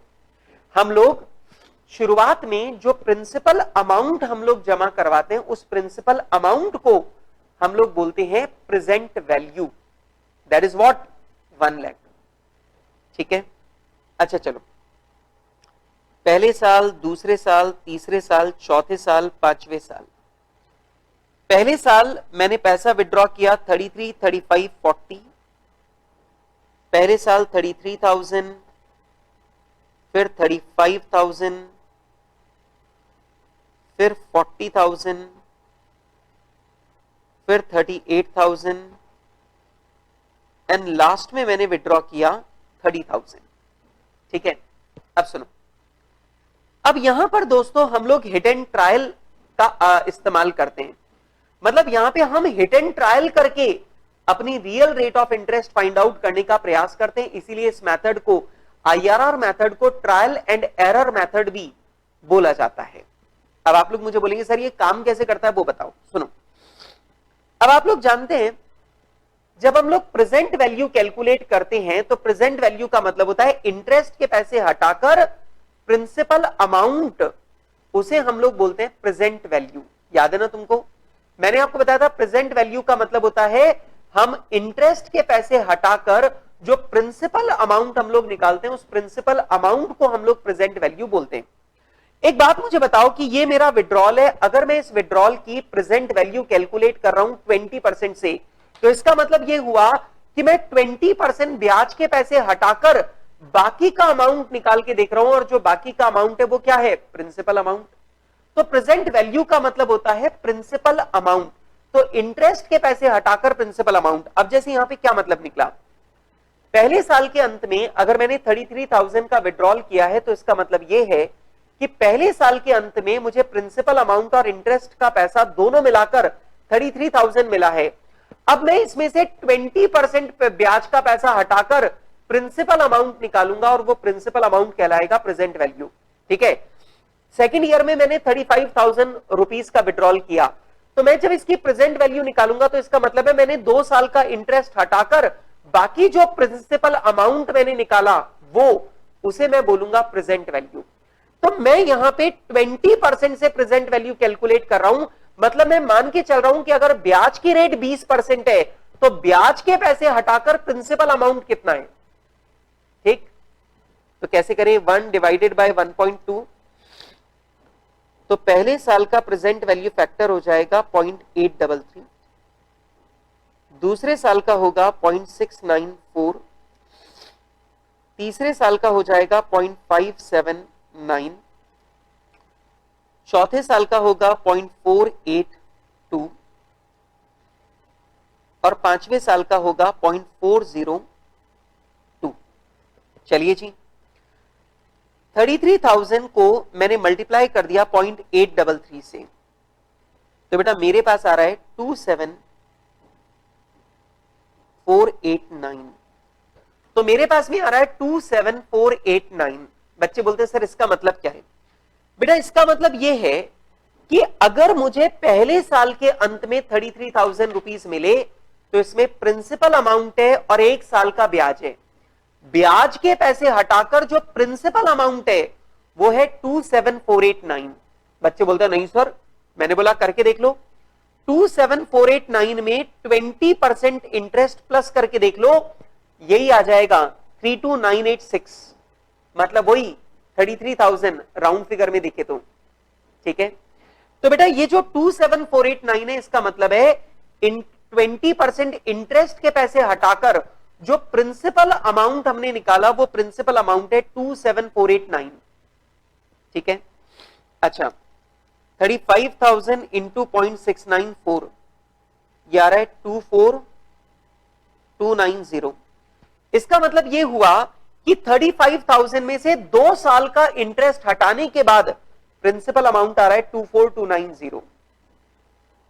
40,000 इंटू 0.579 ये आ गया 23160। 38,000 इंटू 0.482 तो आ रहा है 18316।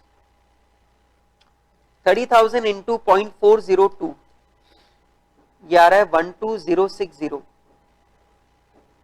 और बेटा इन सबको जोड़ने पर हमारे पास टोटल आ रहा है 105,315।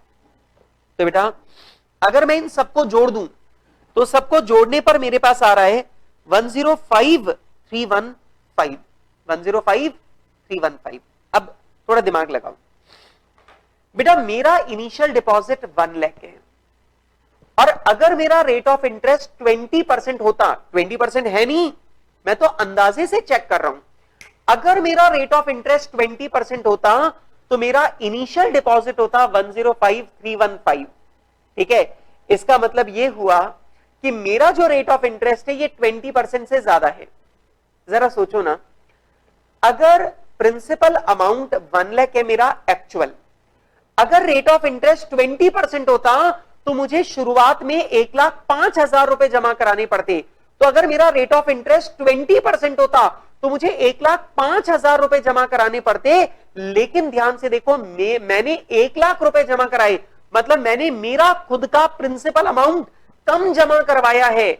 इसका मतलब मुझे इंटरेस्ट 20% से ज्यादा मिला है। अच्छा एक बात ऐसा सोचो, 20% ब्याज हटाने पर प्रिंसिपल अमाउंट बचता है 105, 1,05,000, पर मेरा प्रिंसिपल अमाउंट इससे भी कम है। इसका मतलब ब्याज 20% से ज्यादा मिला है। सोचो ना, 20% ब्याज हटाने के बाद 1 लाख से ज्यादा पैसे बच रहे हैं। इसका मतलब जो ब्याज मिला वो तो 20% से ज्यादा मिला ना। ठीक, इसका मतलब यह बात पक्की हो गई कि मेरा रेट ऑफ इंटरेस्ट 20% से ज्यादा है। सोचो, 20% ब्याज हटाने पर प्रिंसिपल अमाउंट 1,05,000 बच रहा है, मतलब 1 लाख से ज्यादा बच रहा है। तो 20% ब्याज हटाने पर अगर प्रिंसिपल अमाउंट 1,05,000 रुपए बच रहा है, इसका मतलब जो मेरा रेट ऑफ इंटरेस्ट है ये 20% से ज्यादा है। ठीक है, अब सोचो, अब मुझे यह पता लगाना है 20% से ज्यादा है, लेकिन क्या 26% है? चेक करते, 1 डिवाइडेड बाय 1.26, तो प्रेजेंट वैल्यू फैक्टर आ रहे हैं 0.794,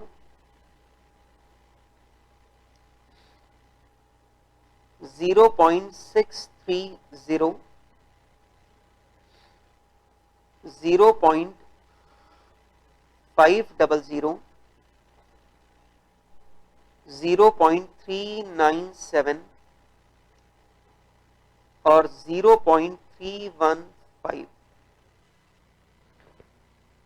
अब मल्टीप्लाई करो 33,000 को 0.794 से। एक बात मुझे बताओ, अब अगर मैं 33,000 को 0.794 से मल्टीप्लाई करता हूं तो इसका मतलब यह है कि मैं ये मान रहा हूं कि 33,000 में अगर 26% इंटरेस्ट है तो इंटरेस्ट के पैसे हटाकर प्रिंसिपल अमाउंट कितना है? 202। ठीक है भाई, 35,000 इंटू 0.630 तो प्रिंसिपल अमाउंट आ रहा है 22050। 40,000 इंटू 0.5 तो ये आ गया 20,000। ओके, 38,000 इंटू 0.397 तो ये आ रहा है 15086। देन 30,000 इंटू 0.315 तो ये आ रहा है मेरा 9450। ओके, और अगर मैं इन सबको जोड़ दूं तो इन सबका टोटल आ रहा है 92788। 92788। अब जरा ध्यान से सुनो, अब जरा इसका मतलब समझो। इसका मतलब ये हुआ कि अगर मान लो मैं ये मान लेता हूं कि मेरा रेट ऑफ इंटरेस्ट 26% है, तो 26% इंटरेस्ट हटाने के बाद जो प्रिंसिपल अमाउंट बच रहा है वो बच रहा है 92788। लेकिन मेरा प्रिंसिपल अमाउंट कितना है? 1 लाख। अगर मुझे 26% इंटरेस्ट मिला होता तो मेरा प्रिंसिपल अमाउंट होता 92788, लेकिन मेरा प्रिंसिपल अमाउंट तो 1 लाख है, मतलब ज्यादा है। इसका मतलब भाई मुझे 26% इंटरेस्ट नहीं मिल रहा, 26% से कम इंटरेस्ट मिल रहा है। तो एक बात तो पक्की हो गई कि यहां पर एक प्रेजेंट वैल्यू 1 लाख से ज्यादा आ रही है और एक प्रेजेंट वैल्यू 1 लाख से कम आ रही है। और इसका मतलब यह है कि मेरा जो रेट ऑफ इंटरेस्ट है वो 20 और 26 के बीच में कहीं है ना। तो बेटा यहां पर मैंने दो रेट ले ली और दो रेट से मुझे पता चल गया कि मेरा जो भी रेट ऑफ इंटरेस्ट है वो 20 और 26% के बीच में कहीं पर है। ठीक है, 20 से ज्यादा है लेकिन 26 से कम है। अब क्वेश्चन आता है कितना? बताता हूं, जरा ध्यान से सुनना। अब जरा ध्यान से देखो इस पॉइंट को, ये मेन चीज है। IRR इज इक्वल्स टू, मेरा जो रेट ऑफ इंटरेस्ट है ये 20% से ज्यादा है। मेरा जो रेट ऑफ इंटरेस्ट है वो 20% से ज्यादा है, लेकिन कितना ज्यादा है? सुनो, ये बताओ कि अगर मेरा रेट ऑफ इंटरेस्ट 20 की बजाय 26 होता, 20 की बजाय 26 होता, मतलब 20 से 6 ज्यादा होता, ठीक है, तो उस कंडीशन में बेटा जो हमारी प्रेजेंट वैल्यू है वो 105315 से गिरकर 92788 हो जाती। 105315 से गिरकर 92788 हो जाती। इसका मतलब मेरी प्रेजेंट वैल्यू 12527 गिर जाती। बेटा ये जो पॉइंट में बोल रहा हूं प्लीज इसे ध्यान से समझो।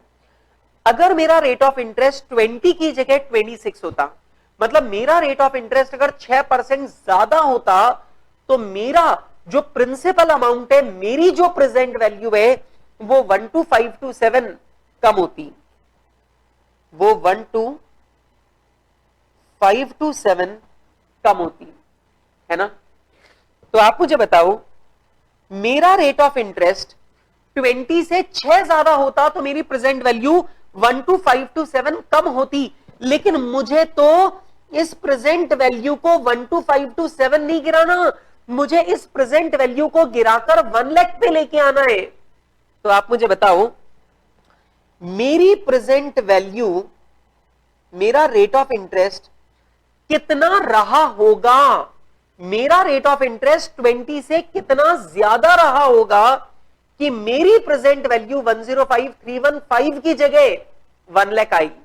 मतलब मेरा प्रिंसिपल अमाउंट 105315 की जगह 1 लाख आता, मतलब मेरा इनिशियल डिपॉजिट 5315 कम आता। बताओ इसके लिए मेरी रेट ऑफ इंटरेस्ट को 20 से कितना ज्यादा होने की जरूरत है? सर इसके लिए आपकी रेट ऑफ इंटरेस्ट को 20 से कितना ज्यादा होने की जरूरत है? 6 डिवाइडेड बाय 12527 इंटू 5315,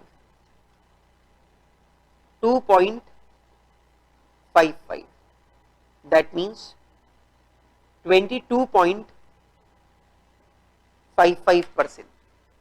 तो बेटा हमारा जो रेट ऑफ इंटरेस्ट है वो रियल रेट ऑफ इंटरेस्ट कितना है? 22.55%। हमारा जो रियल रेट ऑफ इंटरेस्ट है वो कितना है? 22.55%। तो देखो बेटा यूनिटरी मेथड लगाकर मैंने यहां पर रेट ऑफ इंटरेस्ट कैलकुलेट किया। मैंने बोला अगर रेट ऑफ इंटरेस्ट 20 से 6% ज्यादा होता ना तो मेरी प्रेजेंट वैल्यू 12527 कम आती, पर मुझे अपनी प्रेजेंट वैल्यू को गिराकर 12527 गिराना नहीं है, मुझे तो सिर्फ 5315 गिराना है। मतलब मुझे 105315 से गिराकर 1 लाख पे लेके आना है। मतलब मुझे 5315 रुपीज सिर्फ इतना सा रिड्यूस करना है प्रेजेंट वैल्यू को, तो मेरा प्रेजेंट वैल्यू 1 लाख के बराबर आ जाएगा और वही मेरी रियल रेट ऑफ इंटरेस्ट है। ठीक है, तो यहां पर मैंने सिंपल फॉर्मूला लगाया और सिंपल फॉर्मूला लगाकर मैंने बता दिया कि मेरा रियल रेट ऑफ इंटरेस्ट 22.55% है। और बेटा ये जो मैंने कैलकुलेशन किया, इस कैलकुलेशन को ही हम लोग बोलते हैं आईआरआर मेथड। क्या बोलते हैं इसे अपन लोग? IRR method. ठीक है, अब मेरी बात को सुनो, आईआरआर मेथड लगाते कैसे इसे सुनो। सबसे पहला आप रेट का अंदाजा लगाओ। रेट का अंदाजा कैसे लगाओगे? एवरेज इंटरेस्ट ले लो, एवरेज इन्वेस्टमेंट ले लो, उससे आपके पास एवरेज रेट ऑफ इंटरेस्ट आ जाएगा। एवरेज रेट ऑफ इंटरेस्ट से 3 इधर पकड़ लो, 3 इधर पकड़ लो।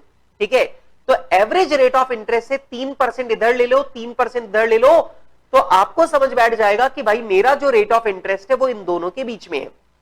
और मेरा रेट ऑफ इंटरेस्ट अगर इन दोनों के बीच में है तो फिर ये यूनिटरी मेथड वाला कॉन्सेप्ट लगाकर मैं अपना real rate of interest calculate कर लूंगा। अगर मेरा रेट ऑफ इंटरेस्ट 20 से 6 ज्यादा होता तो इतनी प्रेजेंट वैल्यू कमाती, मुझे तो अपनी प्रेजेंट वैल्यू को सिर्फ 5315 गिराकर 1 लाख पे लाना है, क्योंकि 1 लाख ही मेरा इनिशियल डिपॉजिट है। और जिस रेट से मेरी प्रेजेंट वैल्यू मेरे इनिशियल डिपॉजिट के बराबर आ जाएगी, मतलब वही मेरा रियल रेट ऑफ इंटरेस्ट है। बात खत्म। ठीक, अब अगर आप इस इनफ्लो में से 22.55% इंटरेस्ट हटाकर देखो, अगर तुम 22.55% से प्रेजेंट वैल्यू निकाल के देखो तो तुम्हारी प्रेजेंट वैल्यू 1 लाख रुपए के बराबर आ जाएगी। ठीक है, और 1 लाख रुपए के बराबर आ गई मतलब यही रेट ऑफ इंटरेस्ट है। ठीक है, तो बेटा ये वाला तरीका, ये वाला मेथड कहलाता है आईआरआर मेथड। लेकिन हो सकता है पहले सवाल के साथ में तुमको आईआरआर मेथड टफ लग रहा हो कि सर ये तो बड़ा अजीब सी बात है, ये तो बड़ा मुश्किल लग रहा है। तो एक काम करते हैं, अपन एक और सवाल करते हैं और उस एक और सवाल में अपन फिर से कैलकुलेट करने की कोशिश करते हैं इसे। चलेगा ना? चलेगा ना? चलो तो शुरू करते हैं। ये सारा का सारा प्रोसेस अपन एक और सवाल में लगाते हैं। देखो, mister Ram deposited 1,50,000 today and withdrawn the following amounts। और उन्होंने बेटा अलग अलग समय पर यह पैसा विड्रॉ किया, ईयर्स और रुपीस। ईयर 1, 2, 3, 4, 5 और यहां पर आ जाएगा 40,000, 42,000, 45,000, 39,000 और 41,000। Calculate IRR. लीजिए बेटा, मिस्टर राम ने 1.5 लाख रुपए जमा कराए और बाद में ये पैसा विड्रॉ किया। आपको यहां पे इंटरेस्ट की रेट कैलकुलेट करके बतानी है। मतलब आपको बेटा यहां पे आईआरआर जो है वो कैलकुलेट करके बताना है। ठीक है, चलिए बेटा, तो अपन लोग यहां पे आईआरआर कैलकुलेट करके बताएंगे, रेट ऑफ इंटरेस्ट कैलकुलेट करके बताएंगे। और मुझे यहां पे दिखाई दे रहा है कि हमारा जो स्क्रीन है वो स्क्रीन अटक गया है। हाँ जी, तो लीजिए बेटा स्क्रीन सही हो गई है। अब अपन लोग आगे चलते हैं। सबसे पहला अपन अंदाजा लगाएंगे रेट ऑफ इंटरेस्ट का, फिर उससे 3 इधर की रेट पकड़ेंगे, 3 इधर की रेट पकड़ेंगे, दोनों रेट से प्रेजेंट वैल्यू निकालेंगे और फिर यूनिटरी मेथड लगाकर real rate of interest calculate कर लेंगे। ठीक है, तो पहला काम करते हैं, calculate approximate rate of interest.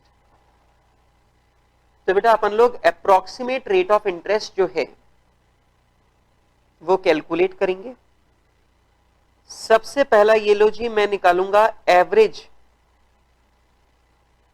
Interest per annum. अब एवरेज इंटरेस्ट पर एनम कैसे निकालेंगे, देखो आपको 5 साल में टोटल पैसा वापस कितना मिला, 40, 42, 45, 39 और 41। तो भैया आपको टोटल पैसे वापस मिले 2,07,000। तो आप जरा ध्यान से देखो, 5 साल में आपको 2,07,000 वापस मिले। अब एक बात बताओ, जमा करवाए थे 1,50,000, वापस मिले 2,07,000, इसका मतलब जो बाकी का 57,000 है जो आपको एक्स्ट्रा मिला है, इस एक्स्ट्रा अमाउंट को अपन क्या बोलेंगे, इंटरेस्ट। तो बेटा अपने को टोटल 57,000 एक्स्ट्रा मिले, ये क्या है, इंटरेस्ट का पैसा। लेकिन बेटा ये 1 साल का इंटरेस्ट नहीं है, बल्कि ये 5 साल का इंटरेस्ट है। और अगर ये 5 साल का इंटरेस्ट है तो इसका मतलब ये हुआ कि आपको ऑन एन एवरेज हर साल 11,400 रुपए का इंटरेस्ट मिला है। ठीक है, अब जरा ध्यान से देखें एवरेज इन्वेस्टमेंट। बेटा शुरुआत में आपने पैसे जमा कराए थे 1.5 लाख रुपए, तो शुरुआत में आपका डिपॉजिट वाला पैसा कितना था, 1,50,000। और देखो लास्ट आपने इंस्टॉलमेंट निकाली है 41,000 और उसके बाद में जमा पैसे खत्म हो गए। इसका मतलब यह हुआ कि लास्ट में आपका डिपॉजिट है 41,000। अब आप ही मुझे बताओ, शुरुआत में डिपॉजिट है 1,50,000, लास्ट में आपका डिपॉजिट है 41,000, तो आप बताइए हमारा एवरेज डिपॉजिट कितना है। सर हमारा एवरेज डिपॉजिट 5 साल में, अगर एवरेज डिपॉजिट की बात की जाए तो हमारा एवरेज डिपॉजिट है 95,500 का। ठीक, अब एवरेज इंटरेस्ट भी है, एवरेज इन्वेस्टमेंट भी है, तो आप जरा एवरेज रेट ऑफ इंटरेस्ट भी निकाल दो। 11,400 का इंटरेस्ट है और 95,500 का एवरेज डिपॉजिट है। 11,400 डिवाइडेड बाय 95,500, तो हमारी इंटरेस्ट की रेट आ रही है 11.94%। तो लीजिए बेटा यहां पर मेरी जो एवरेज रेट ऑफ इंटरेस्ट है वो आ रही है 11.94%, और 11.94% का मतलब हो गया लगभग राउंड फिगर में बोले तो 12%, राउंड फिगर में बोले तो 12%। अब मैं क्या करूंगा, मेरे अंदाजे से मेरी रेट ऑफ इंटरेस्ट 12% के आसपास है, तो मैं 3% इधर पकड़ूंगा, 3% इधर पकड़ूंगा। मतलब मैं रेट ऑफ इंटरेस्ट मान के चलूंगा कि मेरी जो रियल रेट ऑफ इंटरेस्ट है वो 9 और 15 के बीच में कुछ है। ठीक है, तो यहां पर मुझे पता चल गया कि मेरी एवरेज रेट ऑफ इंटरेस्ट आ रही है 12% के आसपास, मतलब जो मेरी रियल रेट ऑफ इंटरेस्ट है वो 12% के आसपास कुछ है। लेकिन उस रियल रेट ऑफ इंटरेस्ट को निकालने के लिए मुझे 2 रेट ऑफ इंटरेस्ट की जरूरत पड़ेगी, तो 3 इधर ले लो, 3 इधर ले लो, तो 12 से 3 कम कर लो 9, 12 में 3 ज्यादा कर लो 15। तो आप ये मान के चलो कि आपकी जो रियल रेट ऑफ इंटरेस्ट है वो 9 और 15% के बीच में है। अब अपन 9% और 15% की सहायता से real rate of interest calculate कर लेंगे। ठीक है, अच्छा जी, कैसे? पॉइंट नंबर बी, ध्यान से देखो, आपका जो इनिशियल डिपॉजिट है वो 1.5 लाख रुपए का है, ये आपका रियल डिपॉजिट है। अब यहां पे आ जाएगा ईयर, यहां पर आएगा withdrawals, present value factor at the rate 9%, present value at the rate 9%, present value factor at the rate 15%, present value at the rate 15%। ठीक है, चलिए जी, यहां पे आ जाएगा ईयर 1, 2, 3, 4, 5। हमारे विड्रॉल्स कितने हैं? 40, 42, 45, 40, 42, 45 एंड 39, 41, 39 और 41। चलिए जी, 9% से देखते हैं। 1 डिवाइडेड बाय 1.09, तो हमारे प्रेजेंट वैल्यू फैक्टर्स आ रहे हैं 0.917, 0.842, 0.772, 0.708, 0.650। 15% के भी निकाल दो। 1 डिवाइडेड बाय 1.15, तो आ जाएगा 0.870, 0.756, 0.658, 0.572 एंड 0.497। ठीक है, अब मल्टीप्लाई करते हैं 40,000 इंटू 0.917, तो ये आ रहा है 36680। और अगर मल्टीप्लाई कर दें 0.87 से, एक मिनट, 42,000 इंटू 0.842, तो आ जाएगा 35364। देन 45,000 इंटू 0.772, तो आएगा 34740। देन 39,000 इंटू 0.708, तो आएगा 27612। 41,000 इंटू 0.65, तो आएगा 26650, 26650। और इस प्रेजेंट वैल्यू का जो टोटल है वो आ जाएगा 161046, 161046। अब एक बात को समझो, इसका मतलब क्या है? मैंने इस विड्रॉल में से 9% इंटरेस्ट हटा के देखा तो प्रिंसिपल अमाउंट बच रहा है 161, लेकिन बेटा मेरा प्रिंसिपल अमाउंट तो 150 है। इसका मतलब अगर सिर्फ 9% ब्याज हटा रहे हो ना, तो आपके पास पैसे ज्यादा बच रहे हैं। इसका मतलब ब्याज का पैसा 9% से ज्यादा है, मतलब ब्याज की रेट 9% से ज्यादा है।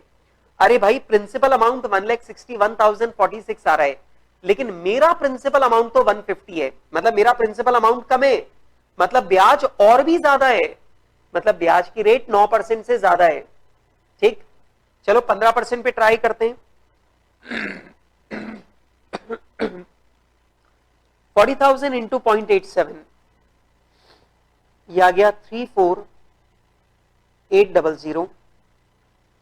42,000 इंटू 0.756, यह आ रहा है 31752। 45,000 इंटू 0.658, तो आ जाएगा 29610। 39,000 इंटू 0.572 तो आ रहा है 22308 41,000 इंटू 0.497 आ रहा है 20377 और बेटा यदि अपन इन सबको जोड़ दें तो हमारे पास आ रहा है 138847 138847 इसका मतलब यह हुआ कि अगर इस विड्रॉल में से मैं 15% ब्याज हटा दूं तो प्रिंसिपल अमाउंट बचता है 138847 जबकि मेरा प्रिंसिपल अमाउंट 1,38,000 से ज्यादा है 1,50,000 इसका मतलब मुझे जो इंटरेस्ट मिल रहा है वो 15% से कम मिल रहा है। अब एक बात तो पक्की है कि अगर एक प्रेजेंट वैल्यू 1.5 लाख से ज्यादा आ रही है और एक प्रेजेंट वैल्यू 1.5 लाख से कम आ रही है दैट मींस मेरा जो प्रिंसिपल अमाउंट है वो इन दोनों के बीच में है, मतलब मेरी जो रेट ऑफ इंटरेस्ट है वो 9 और 15 के बीच में है। ठीक, और अगर एक बार ये कंफर्म हो गया कि मेरी रेट ऑफ इंटरेस्ट 9 और 15 के बीच में है, अब रेट ऑफ इंटरेस्ट निकालने में कोई दिक्कत ही नहीं है। अब तो सिंपल यूनिटरी मेथड वाला कॉन्सेप्ट लगाऊंगा और अपनी रेट ऑफ इंटरेस्ट निकाल दूंगा। कैसे मैं निकालूंगा? मैं बोलूंगा IRR इज इक्वल्स टू मेरा जो रेट ऑफ इंटरेस्ट है वो 9% से ज्यादा है। मेरा जो रेट ऑफ इंटरेस्ट है वो 9% से ज्यादा है, पर कितना? 9 से अगर 6 ज्यादा होता ना तो मेरी प्रेजेंट वैल्यू 161,046 से गिरकर 138847 हो जाती। मतलब मेरी जो प्रेजेंट वैल्यू है वो 22199 गिर जाती। मेरी जो प्रेजेंट वैल्यू है वो 22199 गिर जाती। लेकिन बेटा मेरे को प्रेजेंट वैल्यू 22199 नहीं गिरानी। मेरा इनिशियल डिपॉजिट 1,50,000 है, मुझे 161,046 में जो प्रेजेंट वैल्यू आ रही है इसे गिराकर 150 तक लाना है। तो आप मुझे बताओ मैं इंटरेस्ट की रेट कितनी बढ़ाऊं कि मेरा प्रिंसिपल अमाउंट 161,046 से गिरकर 1,50,000 पे आ जाए। मतलब मेरा जो इनिशियल डिपॉजिट है वो 11,046 कम हो जाए। मेरी रेट ऑफ इंटरेस्ट 20 से कितनी ज्यादा हो कि मेरा इनिशियल डिपॉजिट 11,046 कम हो जाए। ठीक है, लो भाई अभी बताते हैं। 6 डिवाइडेड बाई 22199 इंटू 11,046 प्लस 9। तो बेटा हमारी रेट ऑफ इंटरेस्ट है 11.99%। ये लो बेटा, तो मैंने यहां पे अपना रियल रेट ऑफ इंटरेस्ट निकाल दिया और मेरा रियल रेट ऑफ इंटरेस्ट कितना है कंपाउंडिंग इंटरेस्ट के हिसाब से 12%। अब ध्यान से देखो मेरा अंदाजा भी 12% के आसपास ही आ रहा था और ध्यान से देख लो मेरी जो एक्चुअल रेट ऑफ इंटरेस्ट है वो भी 12% के बिल्कुल पास में आ रही है 11.99%। ठीक है, काम हो गया। वैसे मैं आपको बता दूं ये जो मेरा अंदाजा लगाने का तरीका है ये हमेशा एक्चुअल रेट के बहुत करीब की रेट आपको देता है। जो आपकी एक्चुअल रेट ऑफ इंटरेस्ट है उसके बहुत पास की रेट आपको देता है और इसकी सहायता से हम लोग रियल रेट ऑफ इंटरेस्ट बड़े आराम से निकाल सकते हैं। तो ये लीजिए बेटा, 3 इधर की रेट पकड़ी, 3 इधर की रेट पकड़ी, तो जो रियल रेट ऑफ इंटरेस्ट है उसे 9 और 15 के बीच में घेरा और फिर फॉर्मूला लगाकर रियल रेट ऑफ इंटरेस्ट निकाल दिया 11.99%। काम खत्म। ठीक है, हो गया काम। चलिए बेटा, तो यहां पर ये होती है IRR मेथड की बात। अब मैंने वैसे तो प्रैक्टिस के लिए IRR मेथड के ऊपर बहुत सारे क्वेश्चन भी अपनी बुक में दे रखे हैं, तो आप लोग IRR मेथड के बहुत सारे के सारे क्वेश्चन भी सॉल्व कर सकते हैं। चलिए, तो बेटा मेरे अब मुझे टिक टिक घड़ी में यहां पर दिखाई दे रहा है कि हमारा आज का समय खत्म हो गया है और आज का टाइम कंप्लीट हो गया है और ये चैप्टर भी कंप्लीट हो गया है। ठीक है, तो आज की बात को अपन यहीं पे विश्राम देते हैं। ये जो IRR मेथड के मैंने 2 सवाल करवाए, इन दोनों सवालों को घर जाकर दोबारा जरूर से करना, सॉल्यूशन देखे बिना करना, ताकि आगे जब हम लोग आईआरआर मेथड का उपयोग करें तो आपको कहीं पर भी कोई भी दिक्कत ना आए।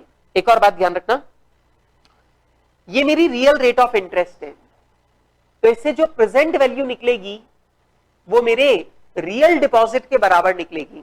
मतलब अगर आप 11.99% जो मेरी आईआरआर है, जो मेरी रियल रेट ऑफ इंटरेस्ट है, इससे जब आप प्रेजेंट वैल्यू निकालोगे तो 1,50,000 ही आएगा जो रियल डिपॉजिट था। अगर आप यहां पे 22.55% से प्रेजेंट वैल्यू निकालोगे तो वो 1 लाख के बराबर ही आएगा जो मेरा रियल डिपॉजिट है।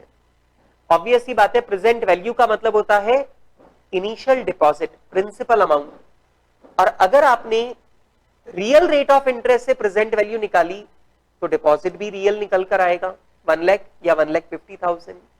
याद रखना, ये पॉइंट आगे बहुत काम आएगा।